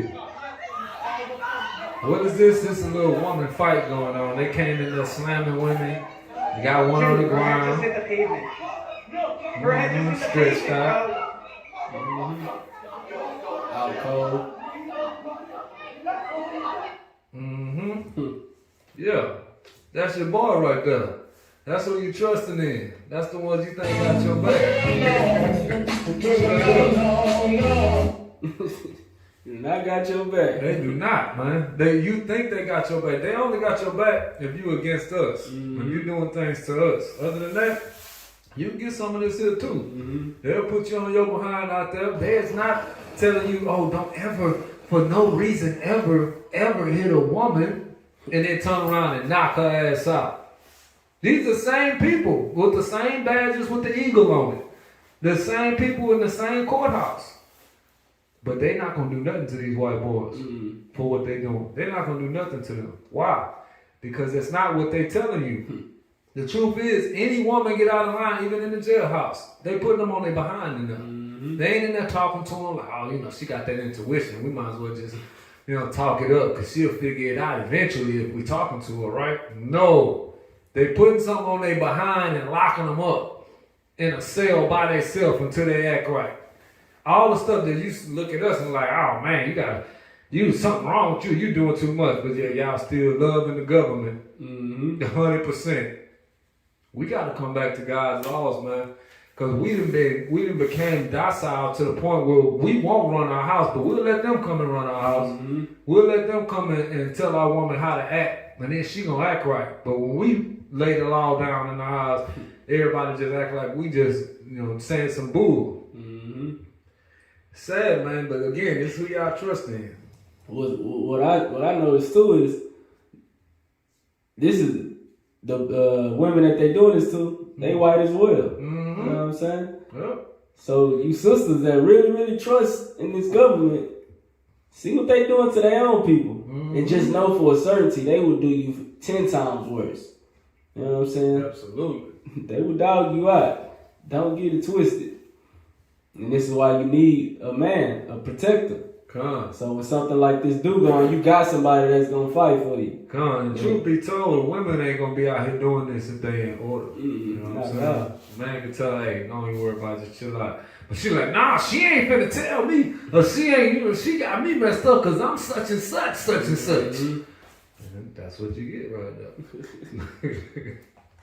It doesn't matter what you think. Truth be told, man. Let's get to the next one. If your man woke you up at 2 a.m., he said, baby, can you cook me a meal? Would you cook your man a meal if he woke you up at 2 a.m.? No. Just be honest. What about you, Kiki? It all depends on how I'm feeling. Alright, it depends. Oh, it depends. It depends on the situation. Here's another question. If an intruder broke inside the house, would you or would you not expect your man to go downstairs and handle that break at the door? Natasha. Absolutely. Allie. Yes. Kiki. All I'm saying is if you don't, it's over after that. Yeah, I would expect that. What I've heard was that a woman's wifey duty is based off her feelings, right? It depends on how I feel. But the man's duty of protecting you is mandatory. How is it a fair deal? These are so different. Like, one is like you're both about to die, maybe. Right, and if you don't and the other one is you might not eat. So it's not about the situation. It's about what the man is attracted to, and it's about what the woman is attracted to. The man is attracted to femininity, submissiveness. The woman is attracted to masculinity, protecting and providing. So if you're not giving what we are naturally attracted to, it's not a fair deal if we have to always give you what you're naturally attracted to. That's going to protect you. Make sense? He already took the shots. Put the shots forward. I mean, it just is, the brother is spot on. You know what I'm saying? Like, they demand that. Like, and if a brother can't do that for him, then it's like she said, it's done. But the smallest thing, like, hey baby, go make me a sandwich. No matter what time it is, it depends on how you feel. So it's just not fair. It's just not right. You know what I'm saying? And any man in his right mind will see that and peep that. And why protect the one who's not willing to do the small things for you? You know what I'm saying? That's just a real small thing. If you ain't gonna make me a sandwich, what else ain't you gonna do that I need? And the protection alone is priceless. You know what I'm saying? Like, there's nothing you can do, there's nothing you can give that's gonna amount to a man laying his life down for you. You know what I'm saying? So if you don't understand that value and you don't appreciate a man that actually do that for you, you don't deserve no man. That just is what it is. Man, if I can, man, I want to grab Sirach 26 and 25 on the good news. Okay. Sirach 26 and 25, because this is what we see right here. You know what I'm saying? And you know, sisters, man, we stress this a lot about understanding your place and your position. Your position is as property. You know, that's probably about as plain as I can get it. You know what I'm saying? Property. You know, and the reason why it's that is because you have to understand the importance of your own property. Like, you got property, so you know how to handle property, and you know how your property is supposed to act. So say, for instance, you got a car, you know what I'm saying? That mother just don't act right. You take it to get fixed. You don't just let it not act right. You know what I'm saying? It's just all good. I'm going to just use it like this here. No, that's not what you do. What you really do is you get it fixed, or you get rid of it and get a car that actually works. That's how possessions work. Nobody keep a possession that don't work. So since you understand how possessions work, you would understand why it's important that a man's possession work correctly. Because just as children, a child is able to understand. If you tell a child, hey, don't do that. Child got, barely able to, you know what I'm saying? The brain still functions, still growing, still getting bigger. So the child got a limited ability of understanding. The woman is older. That means she has more understanding, right? That means she should be, right. She should be better at obeying you than a child. And that's just the truth of the matter. She should actually know better. On top of that, she knows her salvation is on the line. She knows that God says she can't divorce her husband. She knows things that's set in stone that the child don't know, and the child still obeys. So a lot of the times we allow them to get away with the stuff they're doing, and it's because we not pushing the narrative of being the head of the household or the Lord of the household, because that's what the head of the household is. So let's read this real quick so we can see how the difference between a woman that's going by your will and a woman going by her own will. Go ahead. It's the book of Sirach, or also known as Ecclesiasticus, chapter 26, verse 25 in the Good News translation. Good News translation. What's the good news? Go ahead. A self-willed woman is a bitch. Is a what? Is a bitch. But a woman with a sense of decency honors the Lord. So we have to understand, brothers, we can't redo these rules now because she's too fine. We can't do that. And that's where we be going off. Like, hey, man, look at that thing on the back. Serious now. Mm-hmm. We got to be able to, like you said, beauty is vain. We got to have that type of spirit in order for us to see the spirit on these women. So if the woman is saying stuff like, oh, well, I ain't getting no, it depends on how I feel. This is going by her own will. She does not feel she have a master or ruler, any type of authority over herself. That's why she's saying stuff like that. Because guess what? If this scenario was changed and it said if your boss said wake up at 2 o'clock in the morning and go to work, all of them getting up and going to go clock in. All of them. Why? Because they understand the importance of the order and authority with their boss. And they trying to go for the immediate gratification, which is the money. Mm-hmm. So because they understand it, they getting up going. But this gratification, unlike in this scenario where the brother was saying somebody break in, this gratification normally is not coming until the end when Christ returns, where the Lord is able to say, well done, good and faithful servant. That's what you want to hear, and that's when your real gratification, your thanks gonna really come at that point in time. But because of the weight is so off, because the woman feel like she's up here and she's really so much farther down, it causes an issue in her head where she thinks that she don't have to do what the man says. She don't even understand she's a possession. Which, let's get that real quick. Because I said property. I'm sure some of y'all ears would start bleeding as soon as y'all heard that. This your king said this, man. That's what he said. This is your king, the one you praying to. The one you expecting to heal your family and do good things for you. Well, he telling you how to get these good things. The only way it's going to happen is you're in full obedience to him. 36 and 24. This is the book of Sirach. Get it up there. Okay. So that I know we ain't just making up. Yeah, because you was about to make something up. They already, hold on, 36, 24. This is the book of Sirach, also known as Ecclesiasticus, chapter 36, verse 24.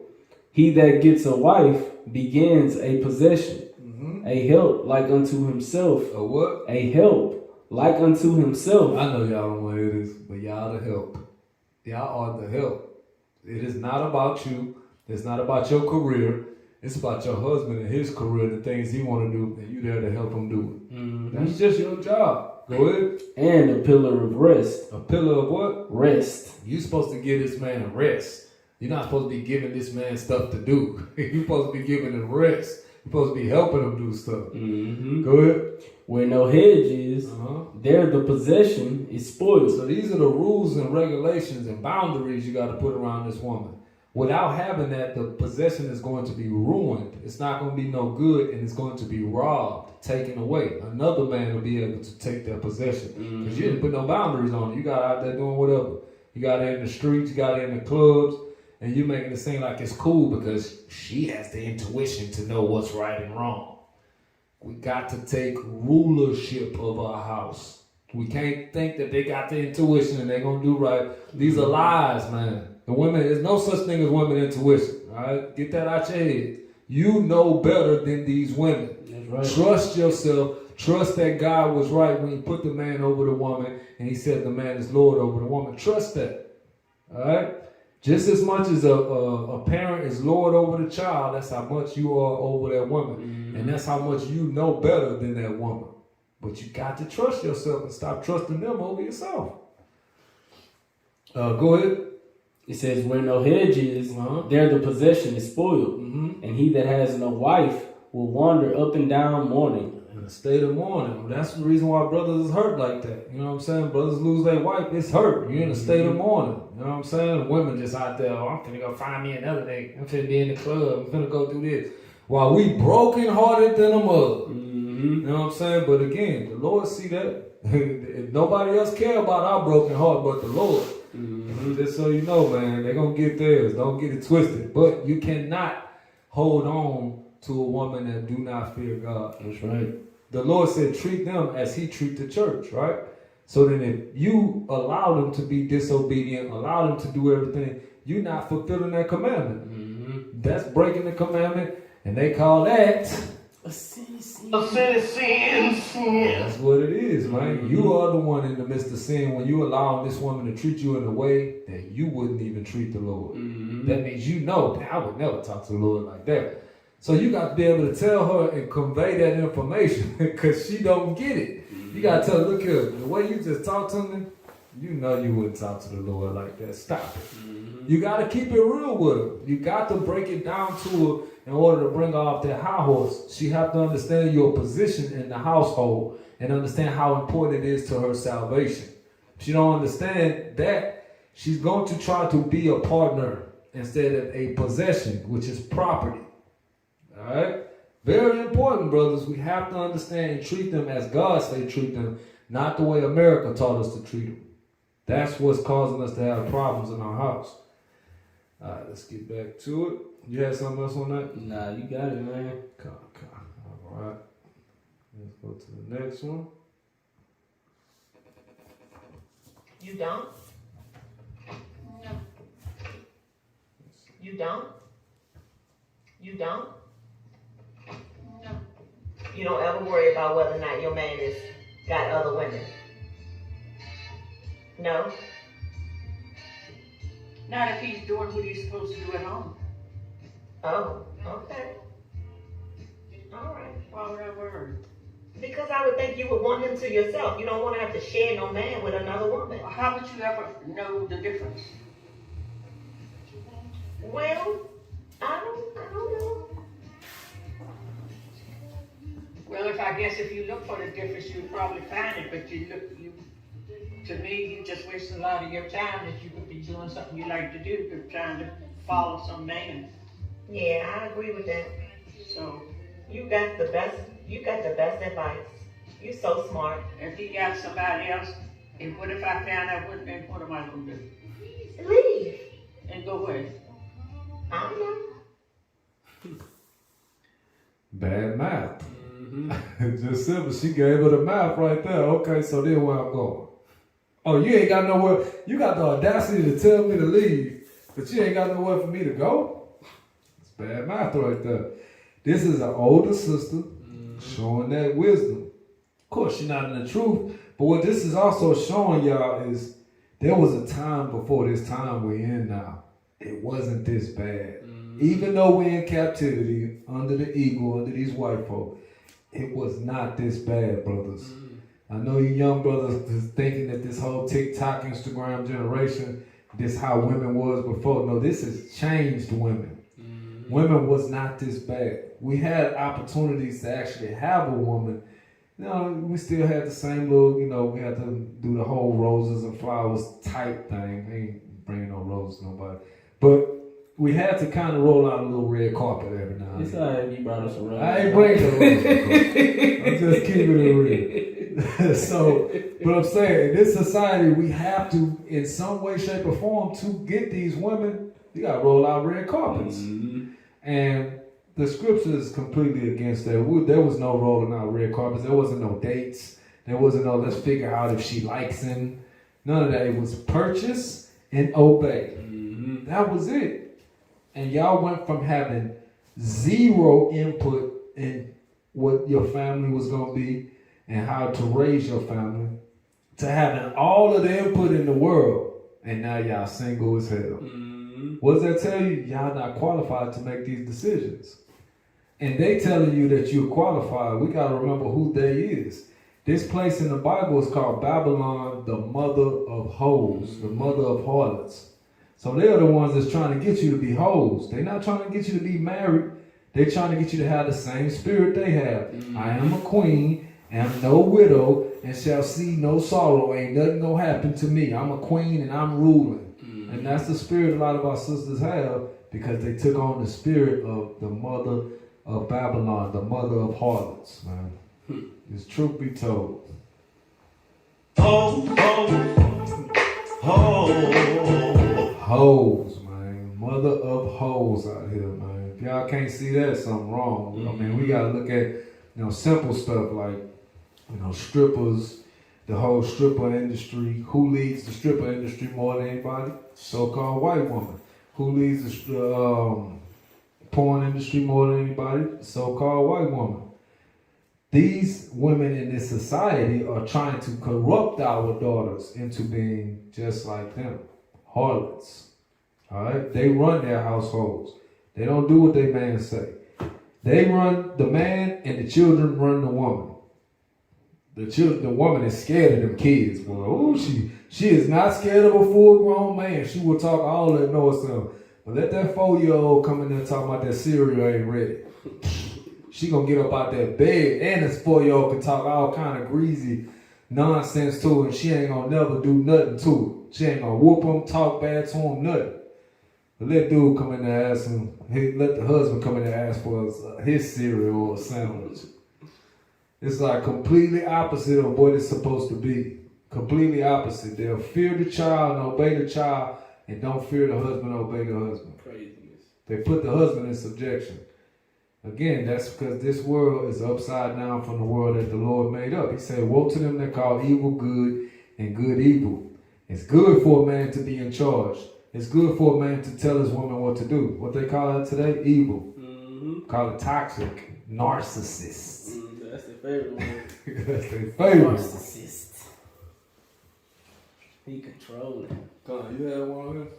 I'm gonna go to the next one. Nah, that was it.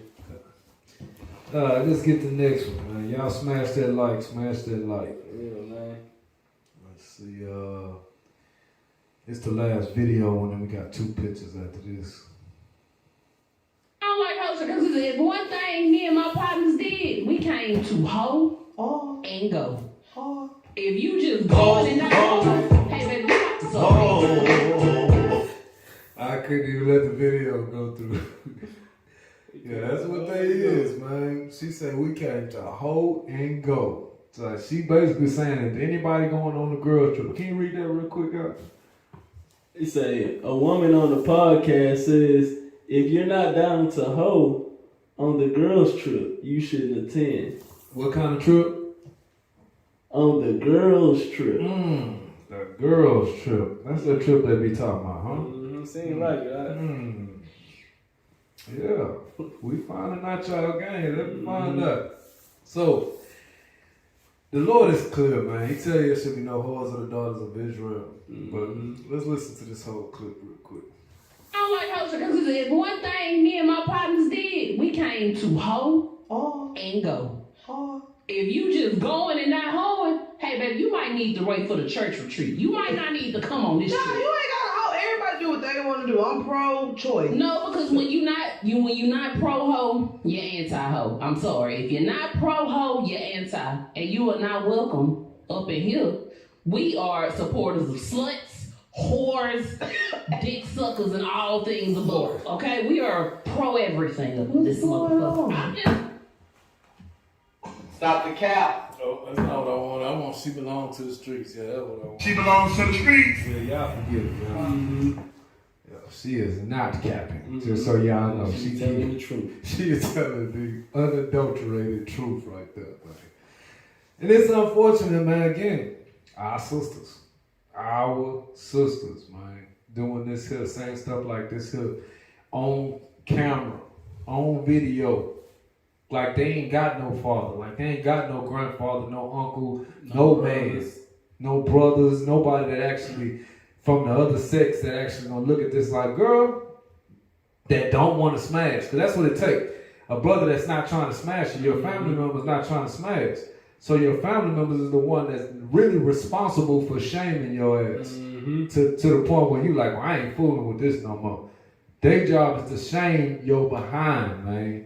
And then because that's not happening, that's why these women think they can do stuff like this. It's clear there's no man on earth that she respects. There's no man on earth that she like, well, I hope he don't hear this. I don't want to look bad to him. But our culture comes from that period. Like our sisters would not want to do anything to where their father would look down on them. That was like the worst thing in the world for them, is for their father to be unhappy with them. Now it's like they don't give a damn about if anybody unhappy. Nobody to hold them accountable, nobody to hold them to any type of morals. And that's what you get, this type of attitude, this type of ratchetness. Because again, there's no God in them. But go ahead. I mean, it's just sad that we even gotta deal with stuff like this. You know what I'm saying? Like, brothers, if you let your woman go on girls trips, you know what I'm saying? Shame on you. Because that's what's going down. Your wife is getting smashed, you know what I'm saying? And 9 times out of 10, they ain't with sisters that's keeping the commandments, that's gonna keep them faithful. So, it's the time we in, man. Come. Yeah, man. We just gotta accept what it is and stop trying to act like that ain't what's going on. Again, that's why we do these videos so you can see, man. You know, your wife might not tell you everything, especially in this society. She feel like she don't got to. Like, who is you?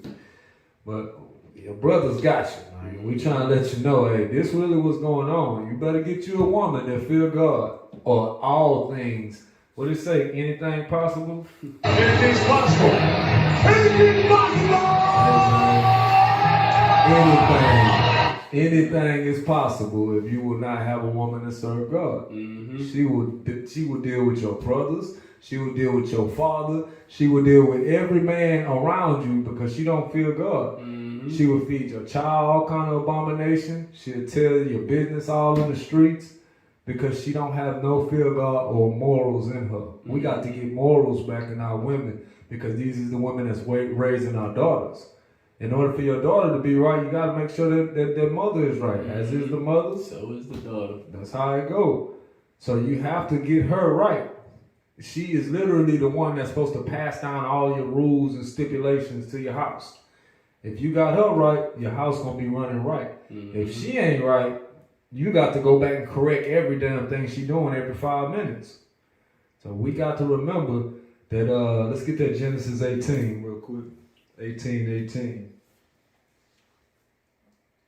We got to remember the way the Lord said things is supposed to be ran. We're going all the way back to the beginning. This Genesis. We all the way at the end. Literally. For real. Genesis, this is the book of Genesis, chapter 18, verse 18. It says, seeing that Abraham shall surely become a great and mighty nation, and all the nations of the earth shall be blessed in him. Come on, go ahead. For I know him, that he will command his children and his household after him. He said he's going to command his children and his household after him, meaning they're going to be doing the things that he said and going by his will. All right, this is clear stuff. And we just read a self-willed woman is a bitch.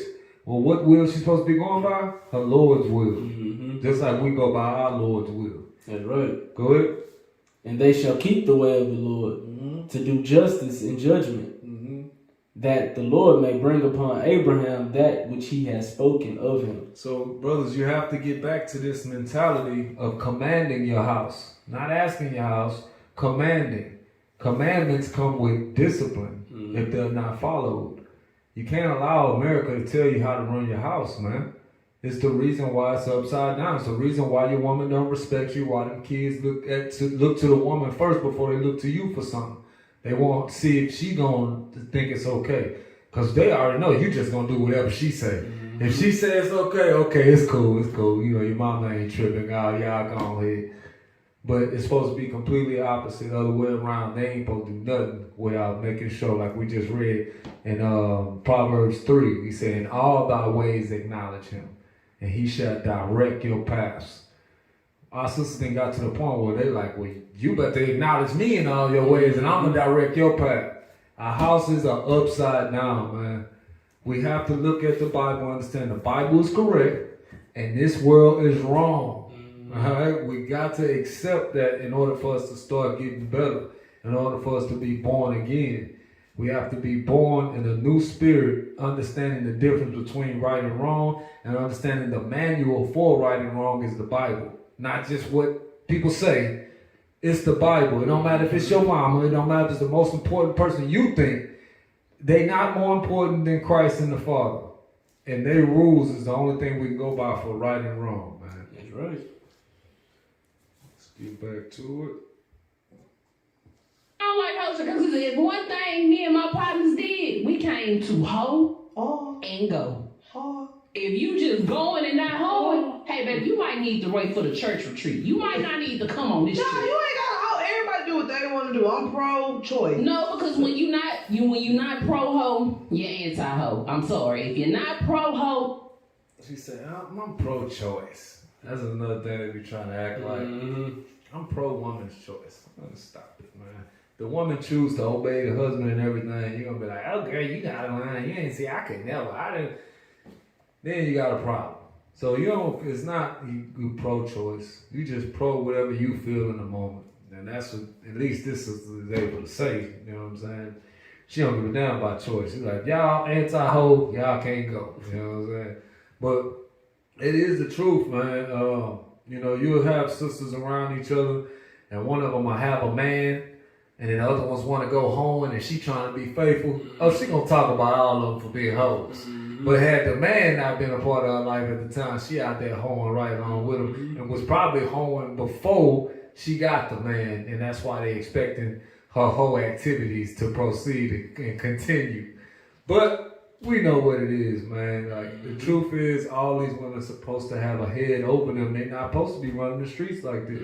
That's why that whole video we did on Afghanistan, taking back their women and stopping them from going to, public parks, public pools, public gyms, and there was one more I can't remember. But they stopped these women from doing that because they noticed this is, first of all, what America taught them. Second of all, it was destroying them, making them think that they can do whatever they want to do and be free in public. And these was opportunities for them to meet other men as well.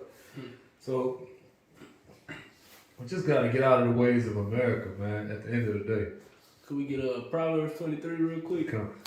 Yeah, she talking about if you're not pro-hoe, you anti-hoe. Well, sister, God is anti-hoe. Very. You know what I'm saying? And brothers, we gotta understand this. God ain't cool with hoes, and neither should you be cool with messing with hoes. Cause, you know what I'm saying? It ain't cool with the Lord, and it's sin. Come. 23, 20, we started 26.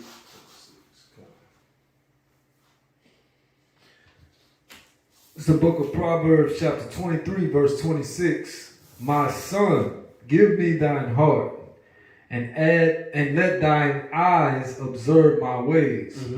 For a whore is a deep ditch. She's a what? A deep ditch. Yeah, sister. God say a whore is a deep ditch. He's anti-hoe.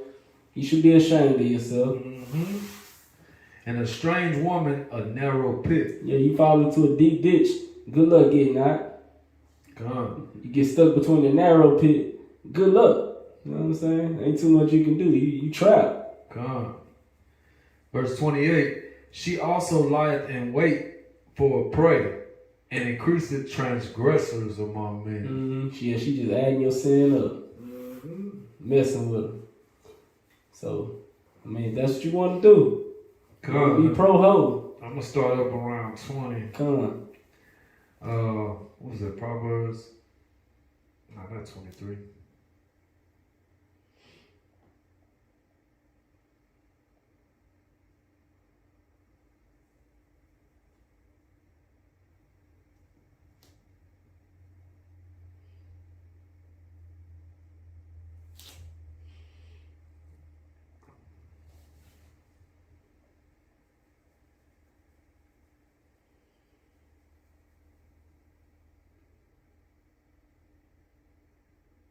Which one you looking for?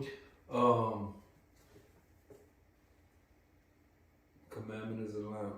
Oh, Proverbs 6:23. 6, that's what Yeah, man. It's after that, that's not the one, but you know, it's around now. Yeah. Okay. Proverbs 6. And I'll start at 20. I got you.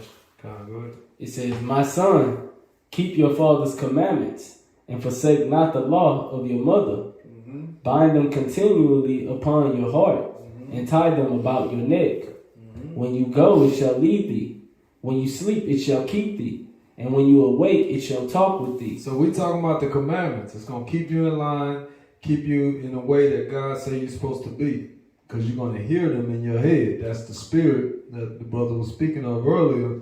How you hear the words and you believe them. Now they stay with you. Everywhere you go, you're hearing these words in your head. You might not know exactly the scripture to go to, but you know the words that's telling you what's right and what's wrong. Mm-hmm. So that's why they're saying you're going to hear these things. Go ahead. For the commandment is a lamp, and the law is light. So this is the same light we was talking about earlier. You need this light to be able to see the dangers that's in front of you. Good. And reproofs of instruction are the way of life. Kind of good. To keep thee from the evil woman. From what kind? The evil woman. So they got good women out here, but they also got evil women out here, in case y'all don't know. All these women ain't good. And they know, if I got her, she a good woman. No, they got evil women out here too. Mm-hmm. And the way to know the difference, he said, is by using his commandments. He said his commandments is the law and the light to keep you from the evil woman. So you won't run into them. Well, not so much run into them. So you won't be caught up by them. Because he's telling you straight up, the evil woman is out here. All right, she is out here. You crazy if you think you're not coming across evil women. You are. They out here. The truth is you have to have God's commandments to know the difference.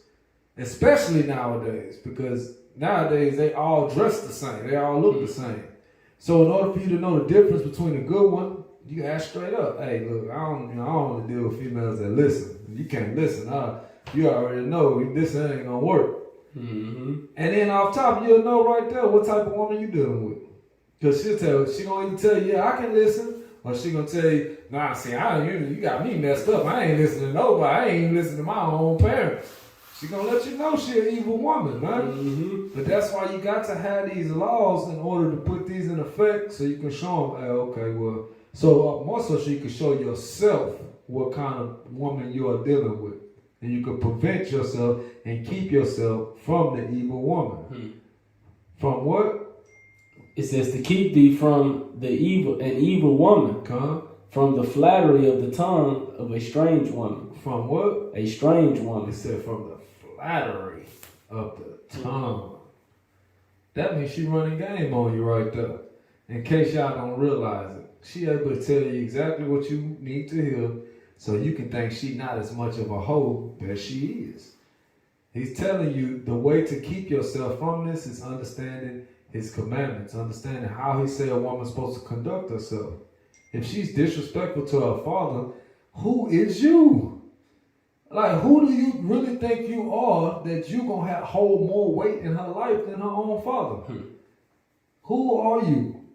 At the end of the day, you have to accept the things that you see in front of yourself and in front of your own eyes, and accept the counsel that the Lord has given you on what a good woman is. You can't continue to think that she's a good woman if she will not be obedient to you. You can't allow somebody to tell you, oh, well, it's because I haven't got to this stage. I ain't this type of dude. Or I ain't an officer of 50. Or I ain't this and that. From the greatest to the least. Can't Real change simple. the laws. What's that? Nah, I say it's real simple. Let's get back to it. You had something else? Nah, that was it.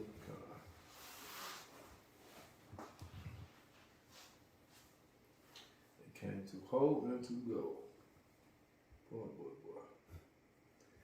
That one your sister. Sure, about to say it's your sister. Oh man. I even hate to even show this, man. I ain't gonna lie to y'all. So this here is these last two I'm gonna show you, some of these celebrity couples and how again the Steph Curry syndrome. So, I mean Aisha Curry syndrome. It don't matter what you do, how good you are, I still want more, nigga. You are not enough. That's what our sisters have. So y'all see who this is. Papoose. You know what I'm saying? And the girl that figured out once she got out of jail, she was gonna do this man wrong. So they say the man, held it down for her the whole time, whatever, y'all know how that is. It wouldn't even been insane if he, had him another woman. So she gets out of jail after the man been holding her down this whole time, going to see her consistently, visit her, all that. She get out of jail, she go and lay with another man.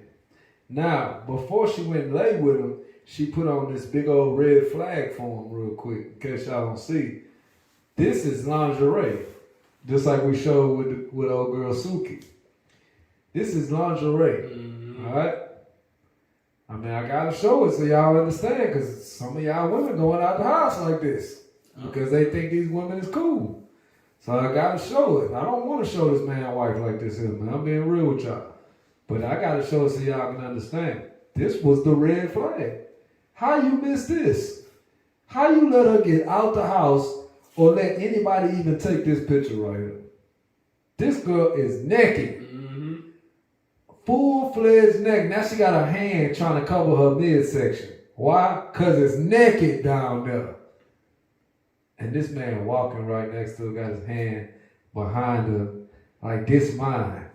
Nope, she is not yours. She belongs to the streets. That is where she belongs, brethren. I'm just a messenger, man. I'm just telling you, just the common sense of the matter. That's it, man. The common sense tell you a woman that dressed like that does not want a man, just one man. She wants all the attention. All right, you not enough for her if she out there dressing like that. Just so you know.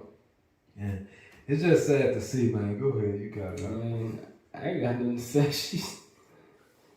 Brother, you deserve better, man. You know what I'm For saying? real. You don't deserve that, man.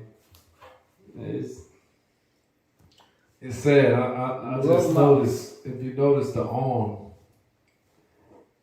nah, it can't be tucked on under like that. Like undercuffed under like this here. Nah. Is that what it is? It showed it what it looked like. It don't look good. But I mean, we know Remy is a masculine. Yeah, that's what's going on. That arm shoulder ain't reached across. Nah, yeah, that's what's going on. Yeah. Remy one masculine ass sister. We know that, you know what I'm saying? And which is another thing, like they teach our sisters to be masculine and still put on lingerie. Don't nobody want you after you masculine now, so it don't matter you put on lingerie every day. You masculine as hell, don't nobody want it. You know what I'm saying? It's just, boy. But, this is what we're dealing with, man. And yeah, it looked like he holding on to her like a woman hold on to her man. Right. You know what I'm saying? It's just what it looked like. And, if I'm not mistaken, she the one with the video with the dude look like he giving her top in the car while she driving. Nah. Man, not playing. What's going on? Well, she got a video where she's driving the car and the brother head is bobbing up and down in her lap while she's driving and she's spitting like she's naked.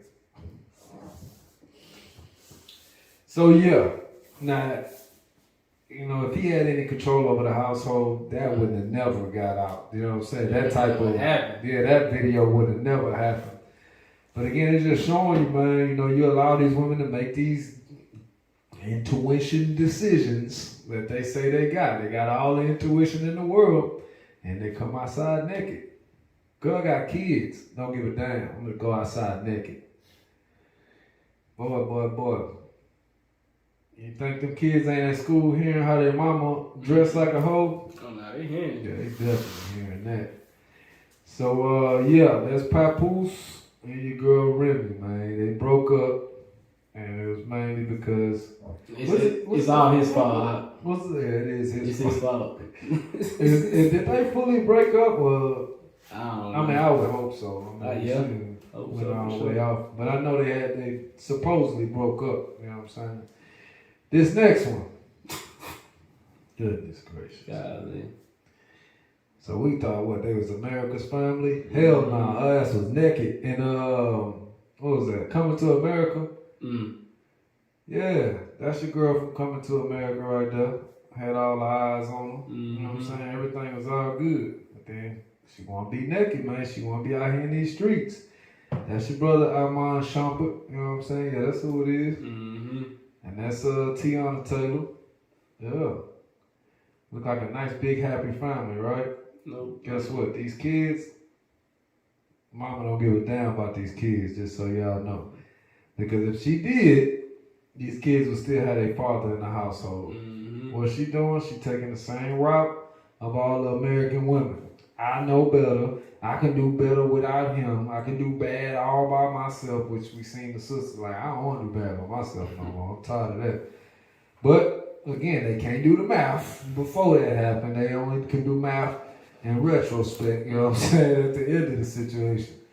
We just trying to get y'all to understand, man, the ways of this world is going to destroy your family.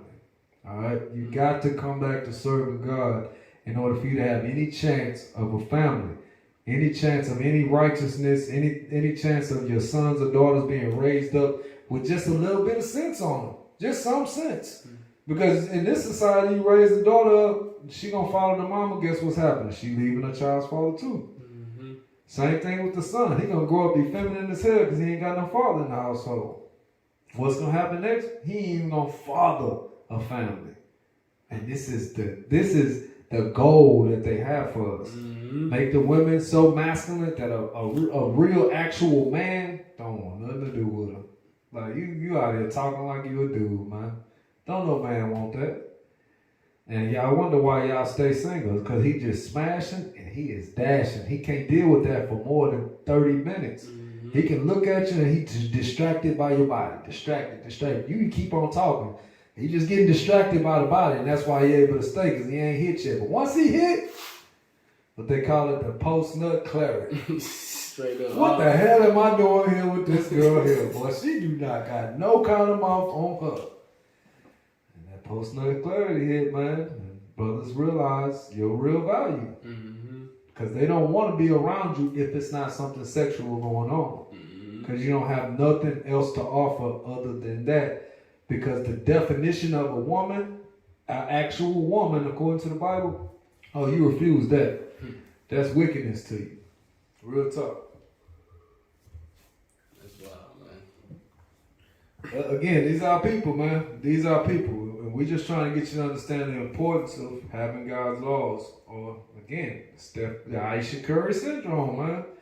Who you think? You think you got more money than Steph? You know what I'm saying? You got more money than Steph? You ain't got the hazel eyes like Steph either. Like, you ain't got the ammo Steph got. I'm just keeping it real. And what happened with Steph? He still ain't good enough, man. Nothing is good enough for these women of this world. We have to get women that fear God and want to keep His commandments. And they understand that His rules say that this is all you get, sister. You don't get to go in the candy store 5 times and pick out different sets of candy. That's not how it works. You get whoever you have now, and you have to obey Him in everything and serve in everything. And you even have a chance. The crazy part is you got the opportunity to pick who you want. And you're still picking the wrong one. Left and right like it ain't nothing. Yeah, you might want to go and deal with a righteous man in your family. You know, a brother that's going to make sure that you get with a man of substance, a man of God, and have him pick your husband. Because you can't. You're out here living with people with nice shoes and shirts. that doesn't make the character of a man that's gonna guide your family. You're not understanding that. So we're trying to give it back to you, man. We're trying to give it back to you. I think that was all we had on that. You had something else? Man, y'all just make sure y'all like the video. Drop some comments for us and shit. You know what I'm saying? Just dialogue about it. Man, I hope y'all was edified, man. You know, we're gonna have some more craziness for y'all next week. And again, the goal is to get y'all to repent and see that you can't do this without God. You know, you can keep trying, but you know, this just gonna keep ending in failure. So, you know, we hope y'all was edified with that. And if you ain't got nothing else, you good? I'm good. All right, with that, we're gonna say shalom. Shalom.